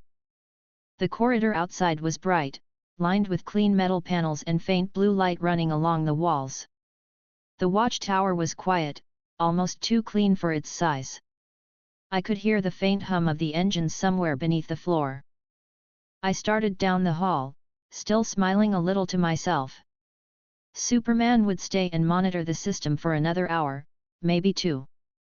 Cyborg would be buried in his terminals. Batman was off in Gotham doing whatever Batman did. That left options. I didn't have a plan yet, but that wasn't the point. There were too many people in this world who took everything too seriously. I didn't mind being the one who didn't. As I reached the lift that connected to the lower levels, I pressed the control panel. The doors slid open with a soft hiss, revealing the empty transport chamber. The lights flickered briefly before stabilizing. I stepped inside. The doors closed behind me. Chapter 14, The Martian in the Wires. The elevator hummed quietly as it moved deeper into the watchtower. The lights inside the shaft shifted from bright silver to a low blue glow, reflecting faintly across the walls. The air here was cooler, quieter. I could hear the distant pulse of the station's systems through the metal. When the doors opened, the corridor ahead stretched wide and empty, lined with smooth panels that pulsed with faint light. No sound but the rhythm of the energy conduits running through the walls. This level wasn't built for comfort, it was built for precision. I stepped out, hands in my pockets, glancing around. All right, Superman. Let's see what passes for fun down here. The sound of my footsteps echoed lightly as I moved down the hall. After a minute, a soft vibration hit my ear, the COMM channel activating. Cyborg's voice came through, calm as ever. Heading down to communications. Yeah, I said. Figured I'd say hi to your coworker. There was a short pause. You mean Jayon? Who else? I said. Be polite, Cyborg replied. He doesn't always respond well to interruptions. I smiled faintly. Don't worry. I'm always polite. He laughed once. That's not what I've heard. The channel clicked off. The hall ended at a sealed door marked Comms Hub 2. I placed my hand on the panel. The screen blinked green, scanning, then unlocked with a soft hiss. The doors parted. Inside, the room was spacious but dimly lit. Holographic screens floated in the air, each filled with data frequency readings, interplanetary transmissions, encrypted channels from the League's various outposts. The hum of technology filled the air, layered with the faint buzz of active psychic frequency modulation. And in the center of the room stood Jayons the Martian Manhunter. He was tall, his green skin catching the blue light from the consoles. His red eyes glowed faintly as he worked, hands hovering over the display without touching it. Every few seconds, a soft pulse of energy left his fingertips, syncing the system directly to his mind. He turned his head slightly before I even spoke. His voice was calm and even. You're not authorized for this level. Relax, I said, walking closer. Superman knows I'm here. I'm aware, he said. His gaze didn't leave the holograms. He also said you were looking for entertainment. I grinned. You say that like it's a crime. Jayon didn't smile. I'm not sure what you expect to find here. Communication maintenance isn't entertaining. Depends on who you're talking to, I said. He paused, the faint hum of his psychic link slowing for a moment. You're persistent. I try, I said. You mind if I watch? He gave me a small glance, then returned to his work. If you do not interfere. I moved closer to one of the side consoles, resting a hand on the edge. The screen displayed rotating planetary communication nodes: Earth, Mars, Themyscira, Atlantis, OA. Each had active transmission links and real-time updates. I whistled softly. You've got a busy job. Someone must maintain contact with our allies, Jayon said. The others are often preoccupied. Let me guess, Batman never calls. Batman only calls when it is necessary. That sounds like him, I said. He continued adjusting the holograms, the movement of his hands smooth and precise. You are restless. I raised an eyebrow. You can tell that from across the room. I can sense it, he said. Your mind doesn't quiet easily. I smiled faintly. You're not wrong. He turned slightly to face me. You are unusual. I've heard that before. Your energy doesn't follow the patterns of human physiology, he said. Or Kryptonian. It's unfamiliar. I get that a lot too, I said casually. He studied me for another moment, then returned to his work. You are not a threat. But you're unpredictable. That's a nicer way to say I'm trouble, I said. He didn't argue. The silence settled again, filled only by the hum of the machinery. I watched him work, his focus never breaking. His telepathic control over the system was absolute. Every command happened before he physically moved. I tilted my head. You ever get tired of this? Tired, he repeated. Yet. Sitting up here while everyone else runs around punching bad guys. He paused, considering. I prefer this. Why? I asked.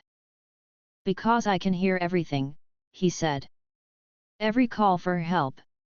Every distress signal. Every moment of silence between them. It reminds me why we exist.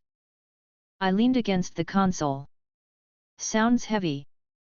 It's not, he said. It's purpose. I smirked. You and Superman should start a club. He gave a small, amused look barely noticeable. You seek conflict to distract from your thoughts.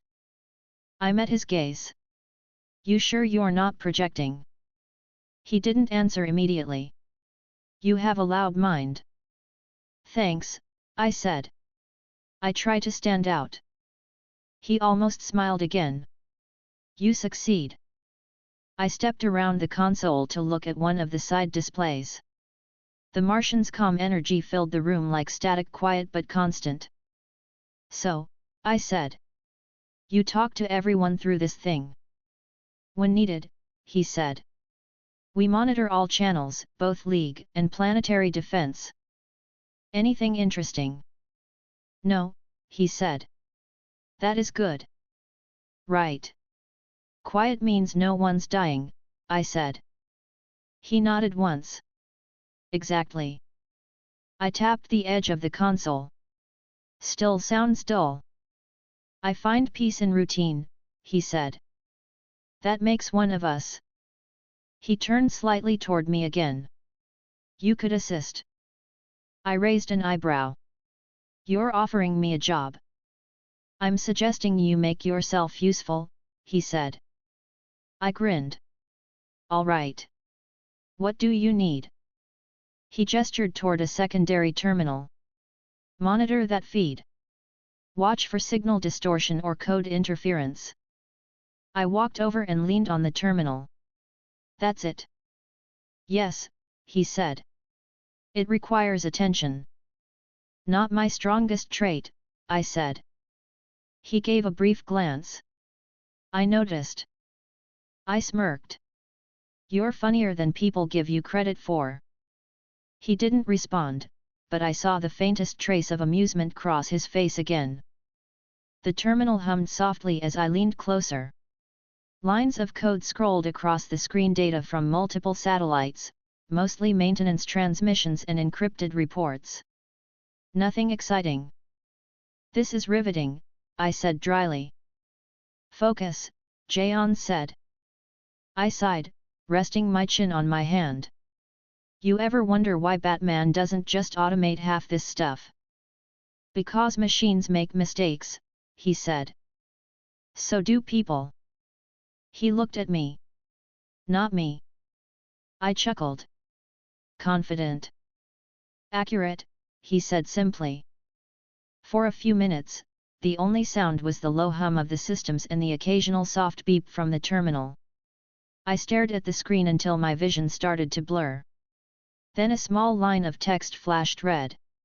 Hey, I said. Got something? Jaeon turned immediately.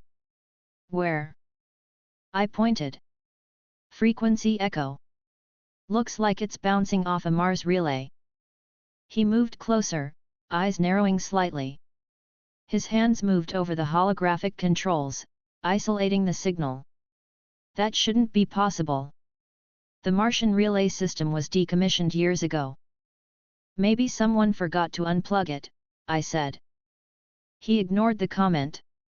It's a low-energy transmission. Residual, not active. Translation.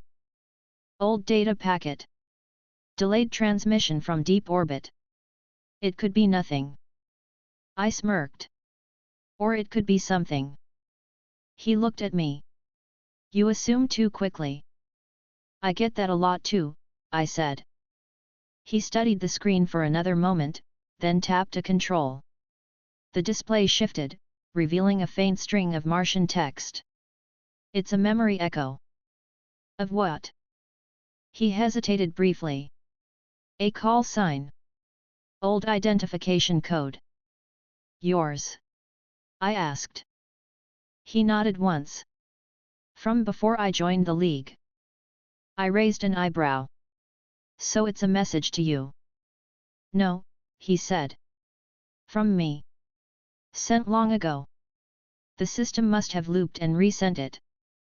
What does it say? He looked at the text quietly for several seconds. It's a signal of mourning.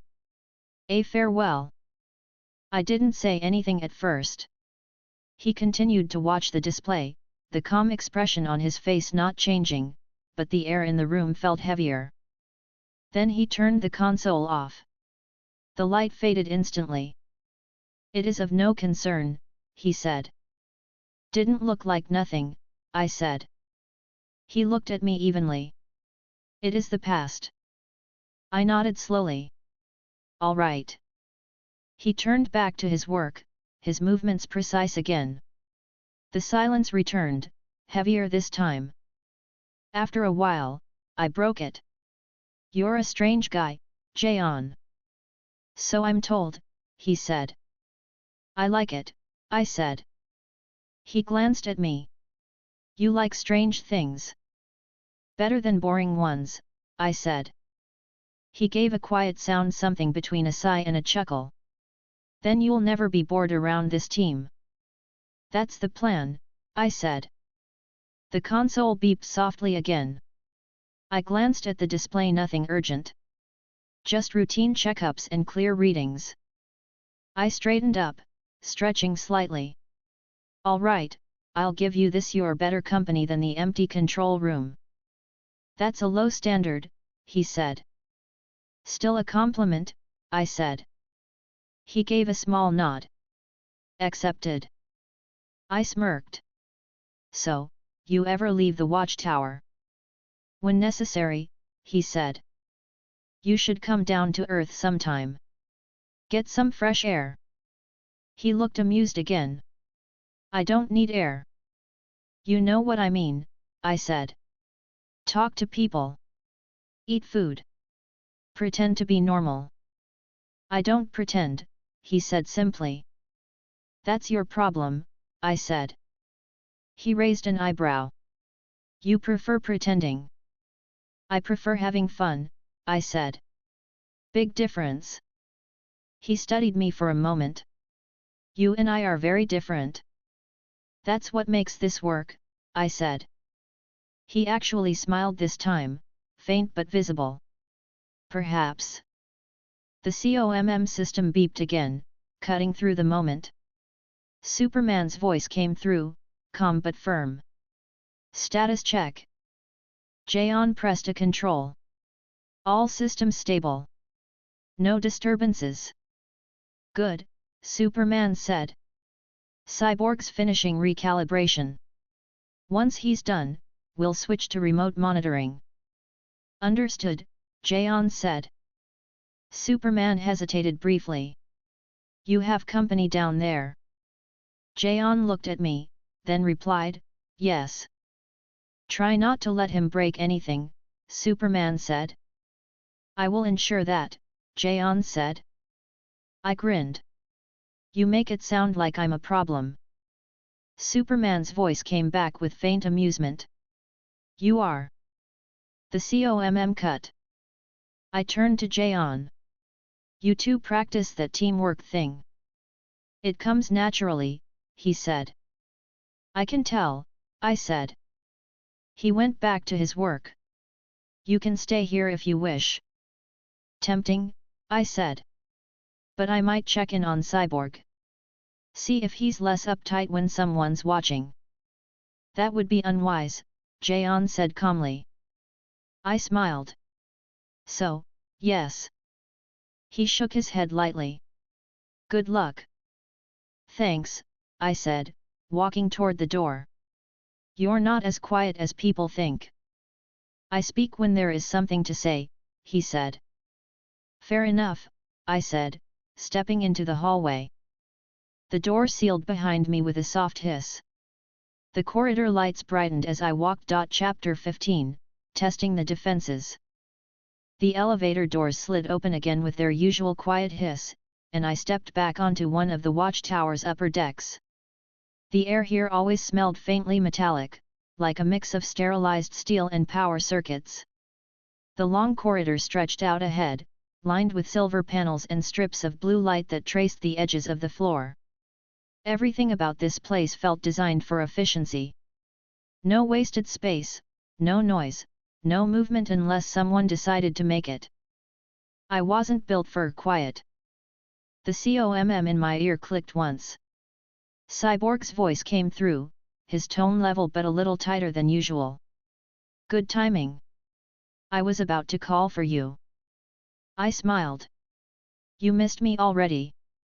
He didn't rise to the bait. I finished recalibrating the defense system. We need to run stress tests before I sign off. Sounds like work, I said. Not really my brand. This work involves explosions, he replied. I paused, then grinned. You should have led with that. Command deck. 2 minutes, he said, then the COMM cut. I walked the rest of the way with a little more energy in my step. When the door opened into the main hub, the view hit me first: the wide expanse of space beyond the reinforced glass, Earth floating in the distance like a blue marble. Dozens of holographic panels filled the room, all showing rotating grids and defense schematics. The central control platform stood raised slightly, with Cyborg at the console. He turned as I entered. The glow from the tech along his cybernetic frame flickered across the metal floor. Perfect timing. I make it a habit, I said, walking up beside him. So what's the plan? You want me to hit something until it breaks? He smirked slightly. Basically, yeah. The watchtower's automated defense grid needs to be tested under live energy stress. Your output is strong enough to simulate a large-scale attack. Translation: I get to blow stuff up, I said. Controlled explosions, he said firmly. Don't get creative. I raised a hand. No promises. He rolled his eyes and pulled up a holographic control screen. I've isolated Test Zone 4. It's shielded from the rest of the station. We'll start with low-intensity waves and build from there. You keep hitting the field, I'll monitor how it responds. Sounds simple enough, I said. He typed something, and the map of the watchtower zoomed into a circular chamber near the outer ring. Follow the marker, he said. I'll guide you from here. Try to keep up, I said. He chuckled softly. I've got the whole station wired into my brain. You can't outrun me. I grinned. We'll see. I took off down the corridor, the energy flaring lightly around my feet as I moved. The lights blurred by in streaks of blue and white. Within seconds, I reached the designated chamber. The doors opened automatically, revealing a massive circular room with reinforced walls lined with glowing blue energy panels. The air inside vibrated faintly from the active power systems. I whistled. You guys don't mess around. Cyborg's voice came through the COMM again. That room's built to withstand anything short of a direct meteor impact. Even then, it'd hold for a few seconds. I looked around. You sound proud. I built it, he said. So yeah, a little. Then let's test how good your engineering really is, I said. Don't destroy it, he warned. I'll try to restrain myself, I said, raising one hand. The panels along the wall glowed brighter, forming a spherical energy field that enclosed the space. I could feel the hum of it through my skin. The containment barrier shimmered faintly, ready to absorb impact. Cyborg's voice came again. All right. Start small. 10% output. Just a clean strike. Got it. I focused, channeling a small amount of ki into my hand. The air tightened as I released a short burst, a quick pulse of violet energy that hit the barrier dead center. The field rippled but didn't distort. The hum grew louder, compensating for the impact. Shield integrity at 99%, Cyborg said. Good start. Boring start, I said. Let's see what happens when we push it. 20%, he said immediately. 50, I replied. 20, he repeated, firm. I grinned. Fine. I gathered more energy this time, letting it condense in a controlled wave before firing. The pulse hit the barrier, spreading light across the walls. The field rippled wider, energy bleeding off into the containment plates before stabilizing again.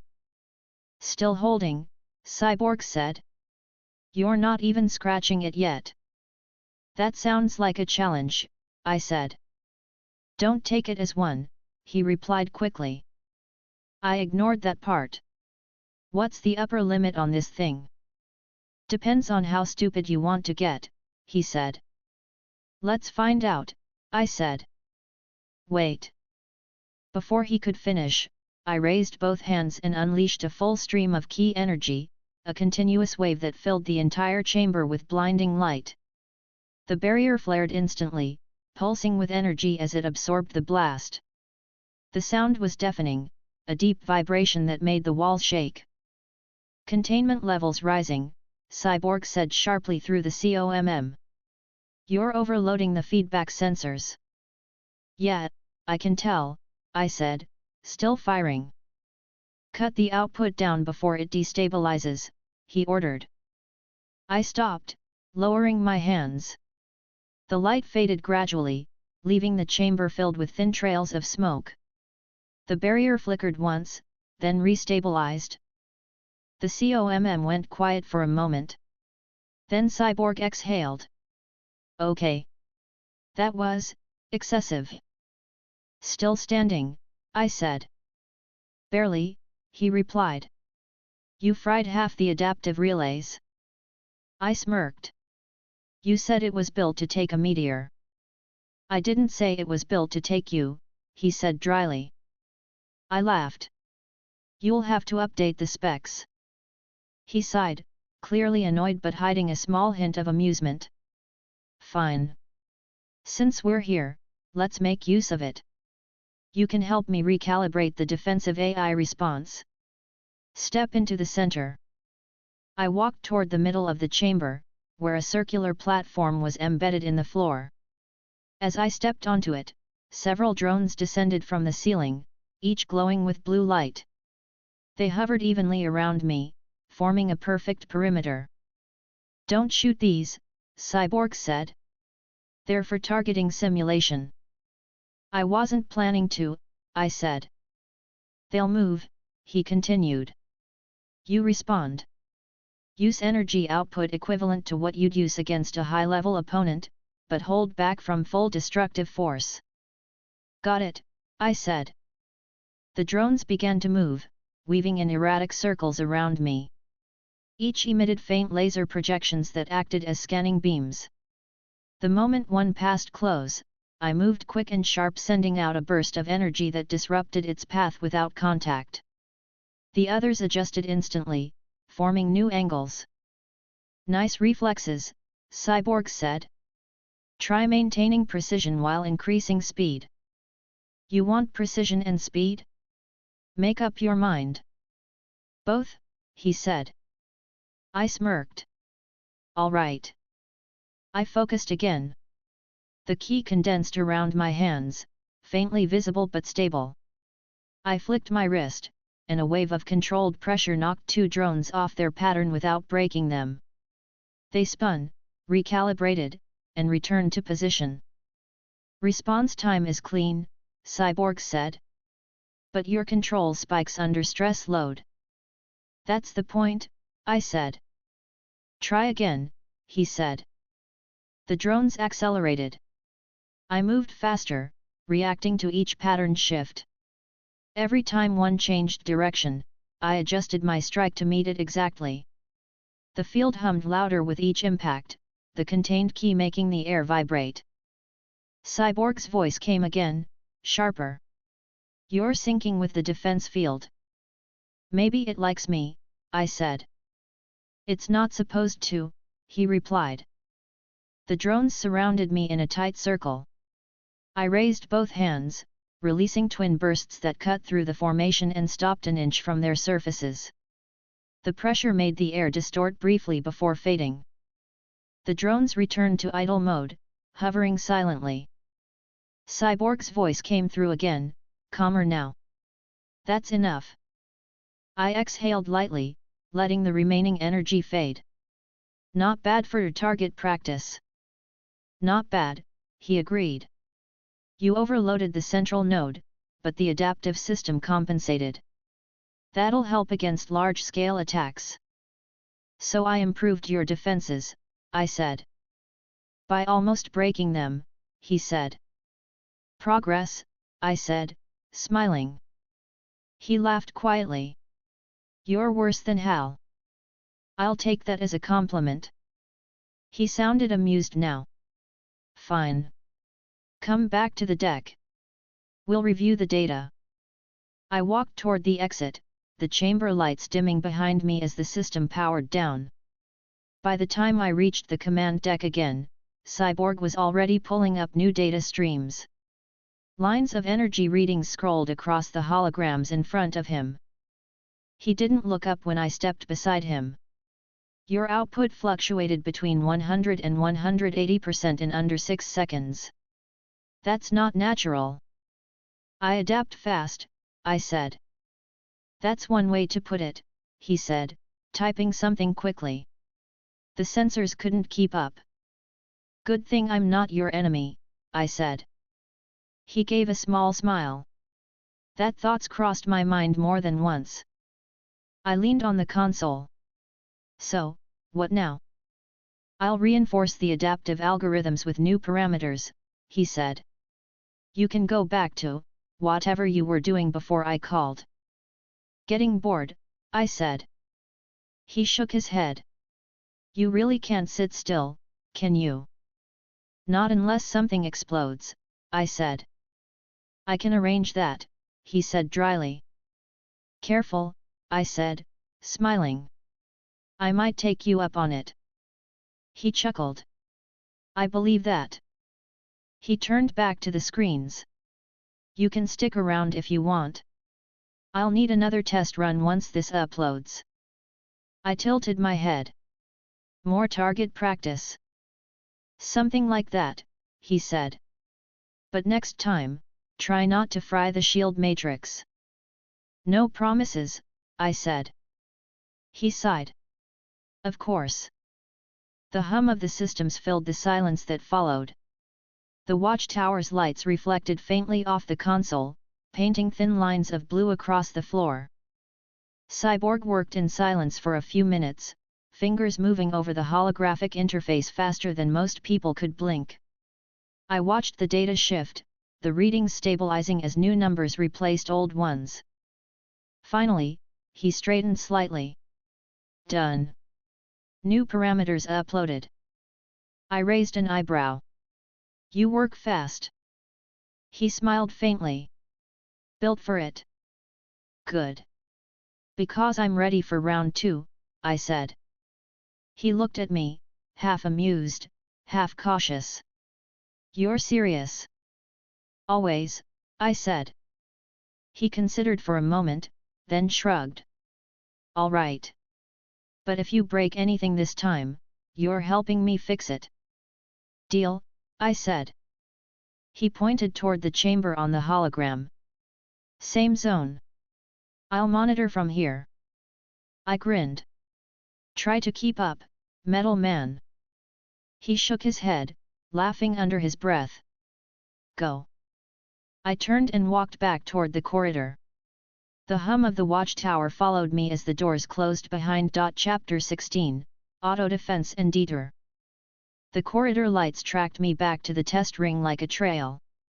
The watchtower was steady under my feet, every panel humming at the same low frequency. I rolled my shoulders once, let my breath settle, and stepped into the chamber. The circular room blinked awake as soon as I crossed the threshold. Blue strips lit the wall plates, and the ceiling iris opened to reveal the drone rails. Cyborg's voice came through the COMM. Round 2. I'm enabling autonomous defense logic this time. Make it interesting, I said. It'll be realistic, he replied. Simulated external strike profile. The AI will treat you as an unknown heavy energy vector that breached the field perimeter. It will escalate by rule, not by guesswork. That means it won't be polite. I smiled. I'm not here for polite. Then listen, he said. If the system flags you for neutralization, it'll trigger a hard lockdown. I'm putting safe floors on the protocols, but don't push for a stalemate. If it goes orange, hold position and follow my calls. Copy, I said. Shields up, he said. The inner barrier grew out of the walls in a clean curve. I felt the static lift the hairs on my arms as the field finished its seal. Indicator lines glowed around the ceiling ring, each panel syncing to the next in a smooth pulse. Calibration complete, Cyborg said. Start with a lateral sweep. 25%. Short bursts only. No sustained beams unless I call them. All right. I lifted my right hand and released a tight fan of ki. 5 quick pulses hit the shield at equal intervals and spread through the lattice in neat rings. The grid absorbed the strikes and routed the energy down into the dampers. The hum grew a level louder. The walls held. Good, Cyborg said. Now vertical strikes. Same intensity. I raised both hands and cut down twice. The shield shivered, shed the load, and settled. I adjusted my stance, relaxed my shoulders, and worked through another pattern. He wanted data. I gave him clean inputs. Phase 2, Cyborg said. AI live. Simulating hostile incursion in 5, 4, 3. The ceiling rails clicked. Drones dropped into a moving ring and spread out. The front 2 lit red and fired thin beams that stitched a grid around my arms without touching me. The others spread their fire in a wide net meant to pin a target and calibrate range. Movement test, Cyborg said. Go. I stepped into the pattern. My left forearm clipped a beam on purpose. The sensors tightened their spread and closed the loop. I let the field tag me again to feed the system information, then cut through the entire front quadrant with a palm-length blade of key that never touched metal. The beams shut off, remapped, and reset to counter.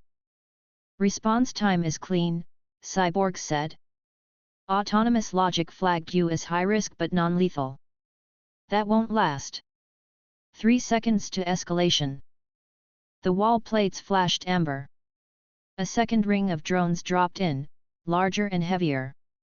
Plates unfolded from the floor and nose cones extended. I recognized the model magnetic pulse cannons scaled for the station.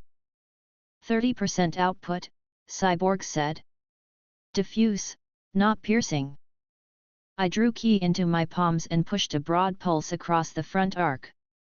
The pulse met the first incoming volley and swallowed it without scattering debris. The field matrix behind me flexed under the reflected load and caught everything that leaked past. I kept the energy tight, didn't let it spill across the room. Nice, Cyborg said. AI is testing your edges. It's about to switch to dynamic angles and force redirects on your own pulses. Watch your step. The drones split and started firing from oblique positions. The floor plates rotated in pairs, making the footing shift under me in small degree changes. The targeting net wanted to make me adjust the same way a panicked intruder would step wrong, slip, and eat a volley. I kept my center still, only moved my knees, tracked through the shifts, and matched my output to the exact angles the system created. Cyborg's voice stayed steady. So far, so good. The wall lights stuttered once, then went red.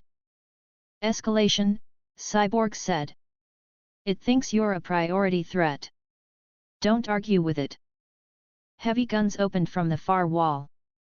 The firing rate doubled. I switched to single-point deflections and bled the excess into nothing before it hit the shield behind me. Each deflection stayed exact. No splatter, no ricochet, no smoke. The watchtower did its job. I did mine. All right, Cyborg said. You're still smiling, aren't you? I grinned even though he couldn't see it. A little. Then let's ramp, he said. External strike simulation. I'm letting the AI import a carrier profile. It'll treat you like a ship-sized emitter. Your goal is to keep your key signature below the neutralization threshold while preventing a firing solution. Understood. 3, 2, 1. The entire room moved. The floor plates rolled under my boots in a slow spiral. The ceiling rails pushed drones into a stacked helix. Every turret lit. The air got heavier from the power draw. I took the first wave on my forearms and pushed it off in layers. The second wave came 6/10 later. I met it high and low, used short gradient pulses to cut the heat and route the load along the room's own field lines instead of my body. The AI adjusted immediately, mapped the bleed, and tried to force a cross current. I didn't let it. Your field math is improving, Cyborg said. Stay with it. I'm here. We crossed the minute mark without a hardware scream. That looked good for him. The defense grid hummed up 2 more notches and the room shook once as the AI brought the last bank of rails online. Now for the hard part, Cyborg said. Autonomous deploy. I'm releasing control to the AI for 30 seconds to test failover. So you're letting it act without you, I said. That's how we know it works when we're not awake. Stay centered. Do it. The turrets shifted their timing by a hair. The drones broke formation and went free flight. The field tightened 2% and then tightened again. The system was efficient. It also did not care if I was comfortable. I felt the targeting logic brush my skin like a static tag and mark me for a full spread. Be advised, Cyborg said. It's going to try a containment spiral. Don't break bones. It'll remember that trick. I'll be gentle. I moved. The first net closed and I walked through it. The second snapped shut and I overlaid it with a shallow layer of key so it lost its grip. The third broke against my palm as I redirected the loop and turned the force back into the floor. The system learned immediately and switched to staggered nets. I stepped to the exact wrong spot for a human and cut the entire series at the anchor bar before it had tension. 30 seconds hit. Cyborg took manual back. The AI went from aggressive to calm in a blink, then held that tone. Data clean, he said. Your output put the system at 64% of tolerance. We've got headroom. You sound relieved, I said. I am. The AI pulsed a red bar across the room. I tilted my head. That wasn't you. Cyborg's tone changed. No. That was it. It wants to validate an orange condition. It thinks you're still a risk. It's not wrong, I said. Don't push it, he said. We're going to run one more scenario. External barrage. I'll fire up a phantom hostile at range and let the system counter while you act as a secondary internal vector. You'll deflect, not destroy. On my call, you dump to 0 and I'll hard freeze the logic. Copy.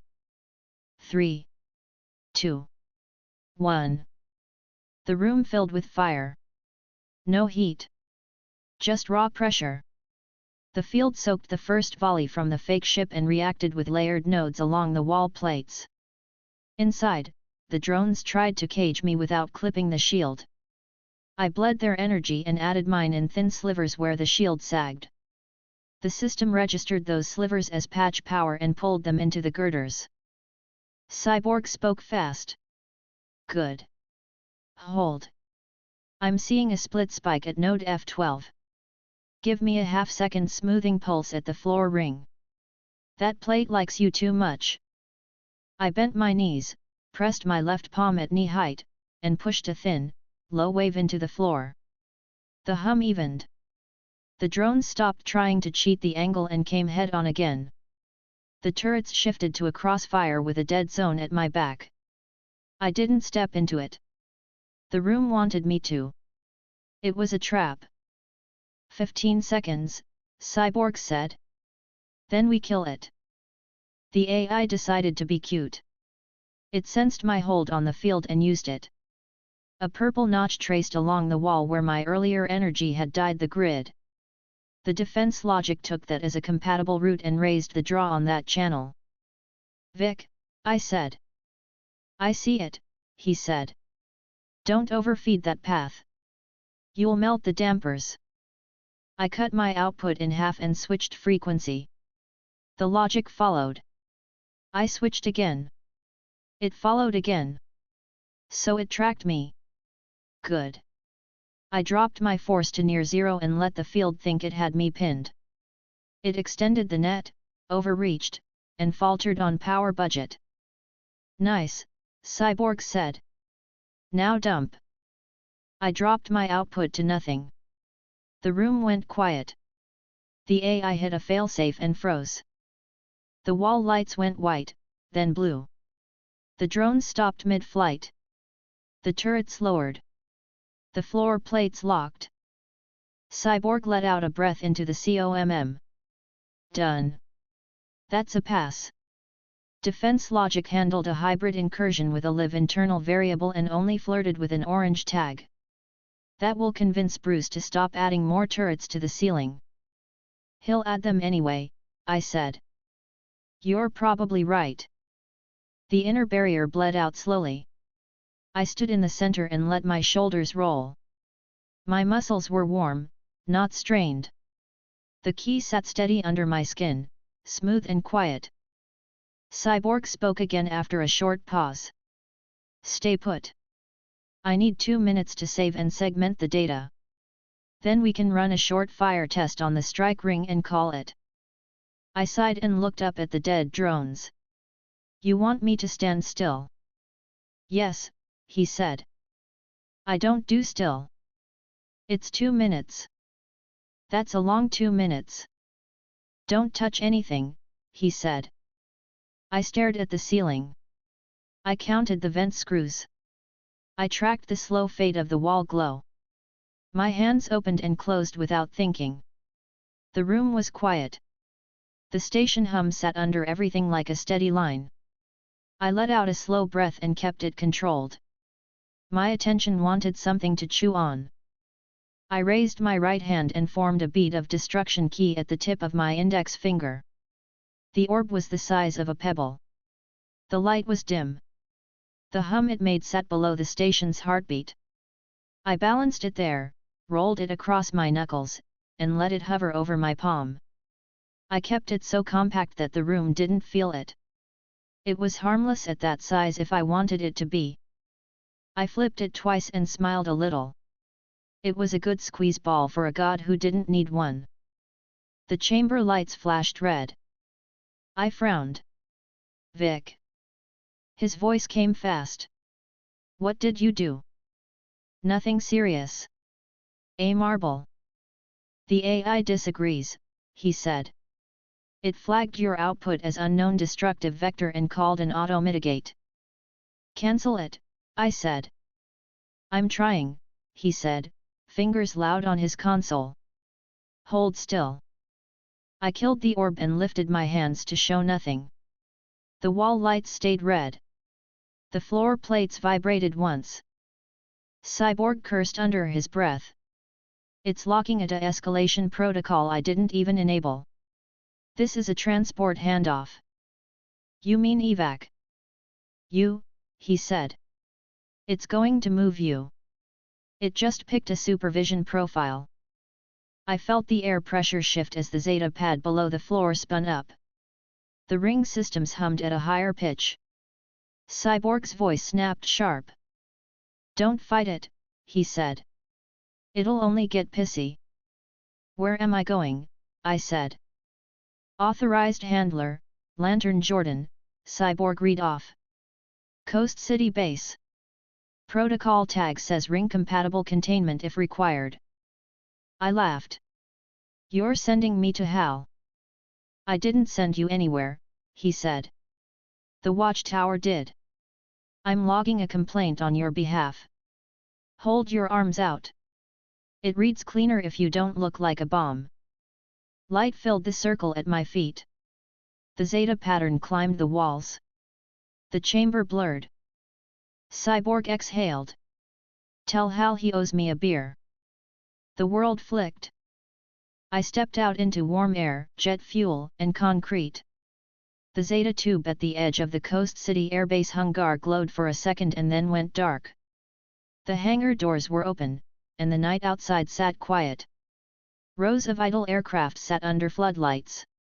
A familiar green glow cast a wide circle a few meters away. Hal Jordan floated at eye level, ring hand raised, a lazy grin already forming. Well, look at that. Surprise guest, I said. He snorted. The watchtower just flagged you as a problem and punted you at me. I've had worse deliveries. I looked at his ring. You going to wrap me up for good measure? Not unless you start juggling nukes, he said, drifting down to land on the concrete. He dropped the suit with a thought and stood there in boots and flight jacket, casual as a late shift. So what did you do? Target practice, I said. Then boredom. Sounds right, he said, amused. Vic pinged me. He said the system got touchy about a purple ping-pong ball. You want to tell me what that was? Fine motor exercise, I said. Sure, he said. Well, you're here. You want to make yourself useful. Always, I said. What do you need? He jerked a thumb over his shoulder. Ring wants to run a comparative test on your energy for the database. We set it to non-invasive. You stand still for 90 seconds while I poke you with light. No fireworks. Define non-invasive, I said. No cuts, no burns, no holes, he said. You get a nice green glow and then we're done. All right, I said. He lifted a hand and let the ring bloom.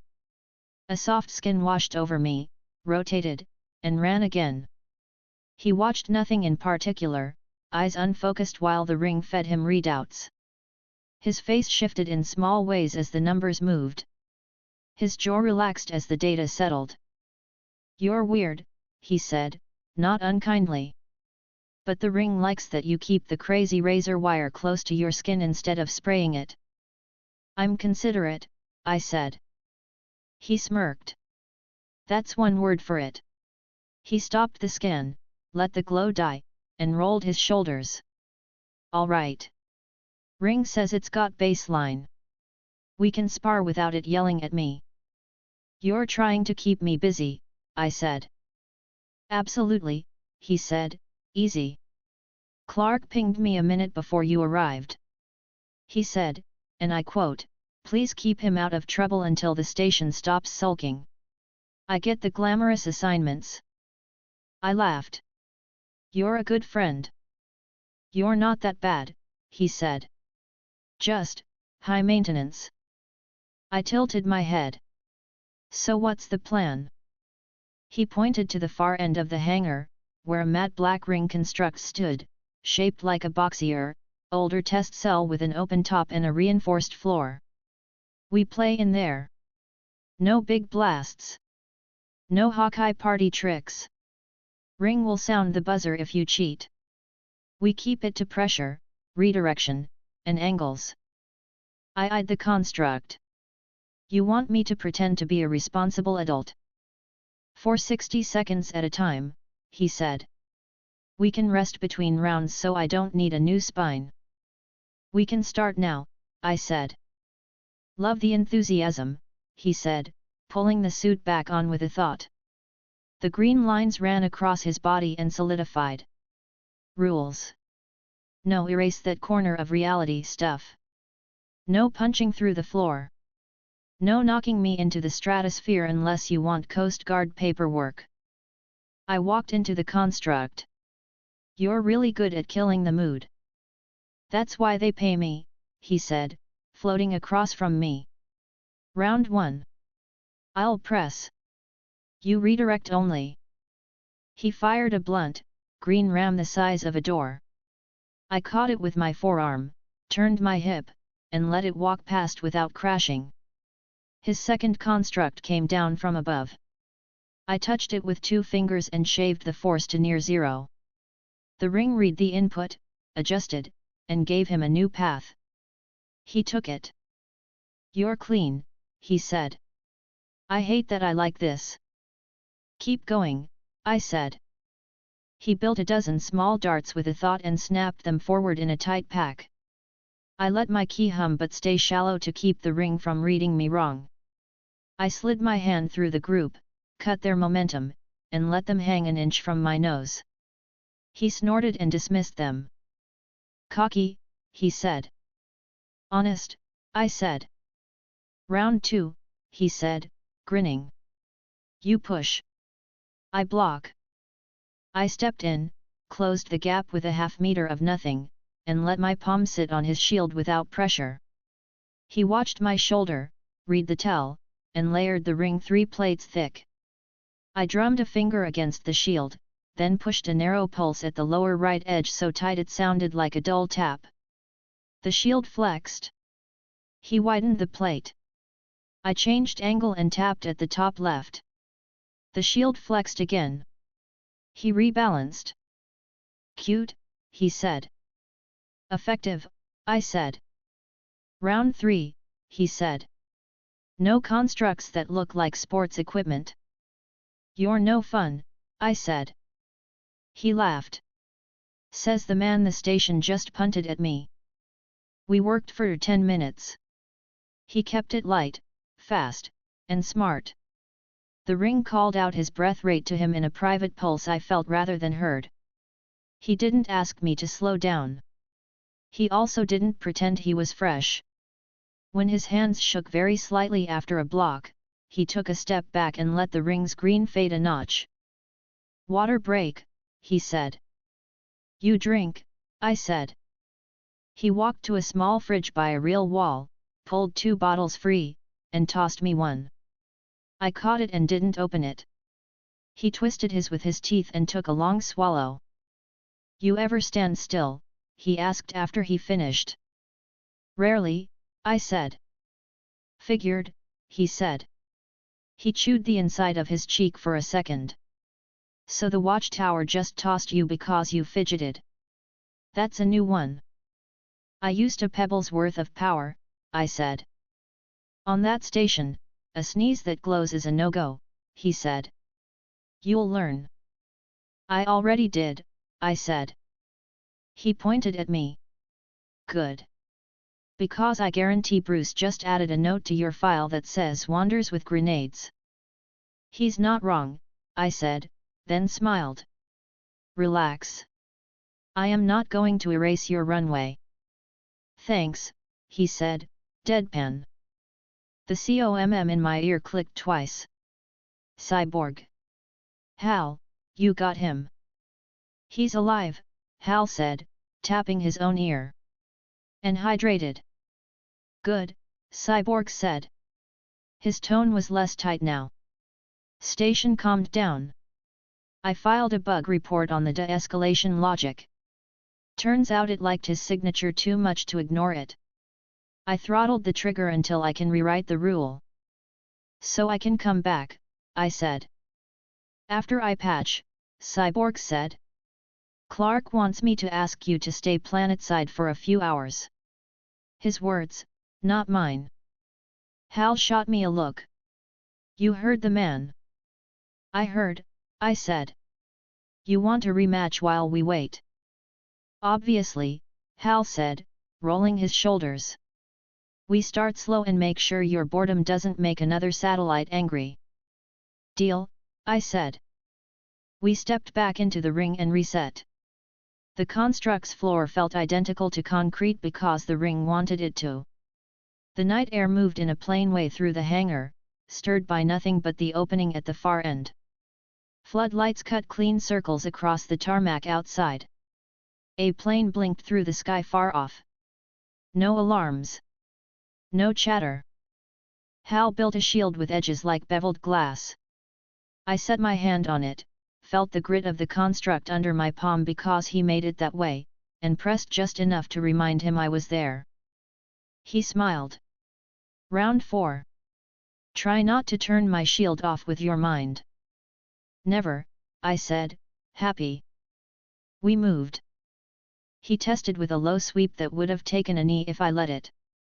I stepped over it and tagged the edge of the shield with 2 fingers to shift his weight. He read it and rode the motion like a pilot banking through clean air. The ring corrected without a complaint. He sent a net. I poked a hole without erasing the weave. He read it on the fly and laughed even as he missed the tie-off. Better, I said. Shut up, he said, grinning. The COMM clicked again. Superman this time, steady as always. You two behaving? Always, Hal said. I didn't answer. I was busy. Good, Superman said. I wanted to say thank you. The watchtower's cleared, the orbital cell is stable, and Kansas is quiet. That's a better day than usual. Not bad, Hal said. Keep him out of trouble for a few hours, Superman said. I've got him, Hal said. Appreciated, Superman said, and cut the line. Hal lifted his hands. You heard the boss. Round 5. We go half speed and actually work angles. Then we get burgers. Now you're speaking my language, I said. We moved again. He pressed and layered, and I gave him just enough resistance to make it worth the effort but not enough to end it. I kept my key quiet. I watched his stance, tracked the change in his shoulders when he committed, and tapped the edges of his constructs until he learned the angle I wanted him to learn. He did. He lowered the ring a fraction on his own, which meant he trusted me not to slam him for it. I didn't. He deserved better than that. When his breath got louder, he stopped and put his hands on his hips. Okay, he said between inhales. Enough. We eat. You pick, I said. You're in Coast City, he said. That means tacos. Lead, I said. He dropped the suit to casual clothes, switched off the hangar lights with a wrist gesture the tower recognized, and walked toward the exit with the kind of relaxed gait only a pilot had after a clean landing. I matched his pace even though I could have crossed the distance in a blink. By the way, he said as we stepped into the night. Don't juggle purple marbles on Clark's station again. I'll use both hands next time, I said. He laughed, loud enough to bounce off the hangar wall. You're impossible. Efficient, I said, and followed him out. Chapter 17, Ring and Tide. Hal set an easy pace along the tarmac, hands in his jacket pockets, eyes on the dark water beyond the airbase fence. Coast City's lights sat behind us in neat lines. The sky over the Pacific was clean and wide. The air held salt and jet fuel. He looked relaxed, which meant he had a plan. Out over the water, he said, chin tipping to the horizon. No ships. No tourists. No paperwork. Finally, I said. He smiled at that and lifted off, a soft green aura wrapping him without any extra show. I rose beside him, letting the purple in my key sit under my skin until it disappeared. We climbed past the shoreline and kept going. The city dropped away. The sound thinned to only wind. Hal tapped his ear. Watchtower, Lantern 281-4. Moving to Offshore Training Zone Alpha. 1 civilian Super Heavy present. Requesting orbital oversight. Superman's voice answered at once, even and clear, the line clean. Acknowledged. Uploading safe corridor. You have an exclusion bubble 200 kilometers wide. No shipping traffic. No aircraft. Cyborg's tone came in next, layered over the same channel. Satellite eyes locked. I've got wave sensors live. If you two splash too hard, I'll scold you. Hal glanced at me with a half grin. He's serious. Don't splash. I'll behave, I said. We cleared the last glint of coastal light. The ocean below was a single sheet, dark and flat except for the slow push of waves. Hal stopped at about 4,000 meters and threw his palm outward. The ring answered with a green platform 10 meters across, smooth as a floor. It hung in the air with no sound. He landed and rolled his neck once. Ground rules, he said. No erasing. No sea-floor scoops. No sonic booms pointing down. We stay in the air. We keep the water calm. I lifted my hands. You really know how to take the romance out of a drill. You want romance, join a band, he said. He touched the ring to the air and built a second, smaller platform for me, then 3 more behind us. They sat in a line like steps to nowhere. We'll build up. Basic to heavy. If the ring complains, listen to it. Superman cut in. I'm above you at low orbit. I'll warn you if you approach thresholds. Copy, Hal said. He turned to me, face set in work mode. We start simple. I catch, you push. I want to know exactly how fine you can thread that energy without frying my constructs. Fine, I said. How much do you trust your ring on precision? Enough to stand here, he said. He formed a dome over his platform. It was a full half-sphere, clear and thick, with hex patterns faint and regular across the surface. He stepped inside and locked the edge to the platform with a neat ring of latches. The ring glowed brighter on his hand. He nodded once. 20%, direct line, he said. No beams. Single pulse. I took a slow breath and let the smallest layer of ki rise into my palm. It felt steady and warm against my skin. I pressed forward and tapped the dome. The pulse flared and vanished. The dome shimmered. No cracks. The hex pattern flashed and reset. Hal checked something only he could see. That's a cute pat on the head, but I need more than a tap. Give me a number, I said. 40, he said. Keep it clean. I gave him exactly that. The pulse hit dead center. The dome bowed and bounced back. The platform dipped half a centimeter, then reset. He watched the air for a second, ring humming. His eyes came up to me. That was even, he said. Again, off-center, 3 degrees high. I moved my hand 3 degrees without looking down and flicked another pulse. The dome flexed in a different pattern and shed the load around the edge. The ring sent thin green strings toward the dome where my energy hit and reinforced the joint. The light held.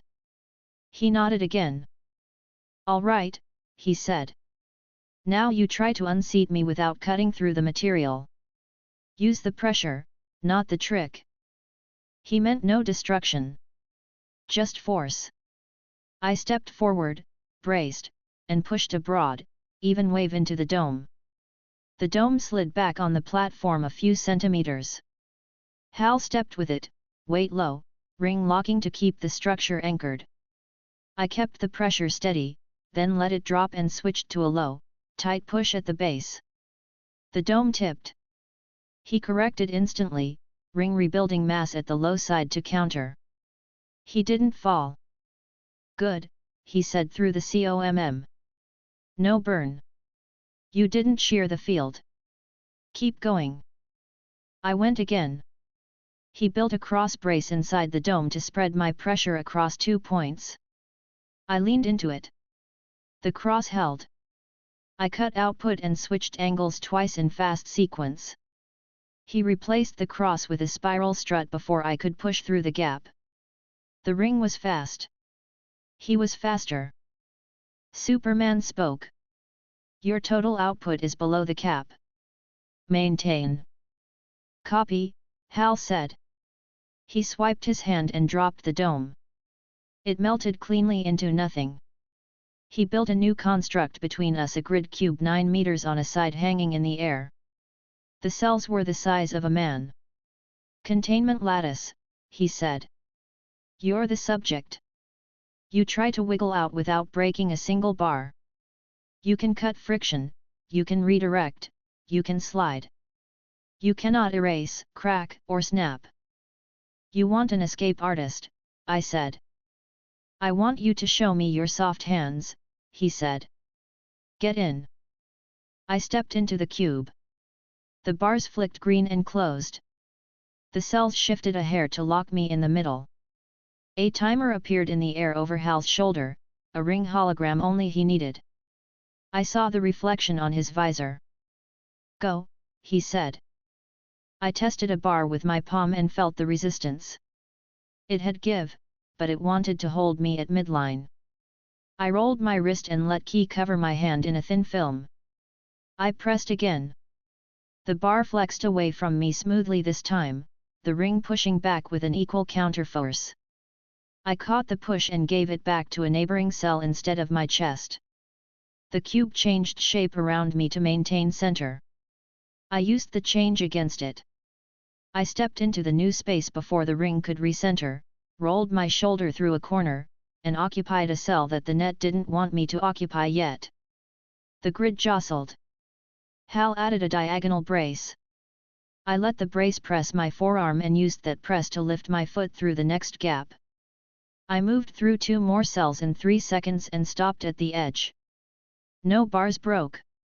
No screens flared red. Hal stared, impressed and annoyed at the same time. You do that often. I get out of things, I said. He exhaled and dismissed the cube. Okay. You can be gentle. That matters. Write it down, I said. Already did, he said. He walked his platform forward 10 meters and built a new structure between us. It was a ring cage, a cylinder with ribs every half-meter, open at both ends. The floor under it formed a shallow dish of emerald light. Next, he said. You push a narrow beam through the long axis without touching the ribs. Any contact is a fail. Dimensions. I said. Ribs are 5 centimeters wide, he said. You've got an opening the width of a notebook. Center line. No drift. I stood square and raised a finger. A needle of key formed over the nail. It was quiet and thin, not much thicker than a cord. I lined it up and sent it forward. It left my finger without sound, passed between the ribs, and ran the full length of the cage. It exited the far end and dissipated on its own before it touched the open air beyond. No ribs lit red. No alarm. Hal watched the rings feed and clicked his tongue. Again, but offset by 2 centimeters, and put a spin on it. I did. The needle rotated in place as it moved, kept the axis steady, and threaded the opening without wobble. 2 more, -2 and +4, then reverse the spin, he said. I sent both. Both passed clean. He dismissed the cylinder with a nod. Superman cut in again. You're within thresholds. The satellite below you reports no wave rise. Continue. Hal lifted his hand and the platform under him grew a meter wider. Containment time, he said. I want to see if the ring can hold you without brute force. Anti-bleed shell with a null patch. You resist without using your eraser. Make it tough, I said. He built a dome around me, different from the last. The green looked duller. The inside air grew heavy in a small way. The ring had cancelled the flow around my skin, just enough to make me aware of it. He layered a faint crosshatch into the dome. The lines were thin. They hummed in a frequency I could feel in my teeth. Try to swell out, he said. Push without touching the weave. I let the key rise around my ribs and chest like a second breath and pressed outward. The dome stiffened and responded with equal pressure. I held the line and matched it. Hal watched the strain gauge and didn't change anything. The ring kept the shape. I laced the pressure along the hex lines and tried to move them apart without bending. It was delicate. The weave resisted with a little give. It wanted me to tire out. I didn't. Good pace, Hal said. Now give me a quick spike in the upper right quadrant. 1.5 seconds only. I shifted everything without leaking a gram across.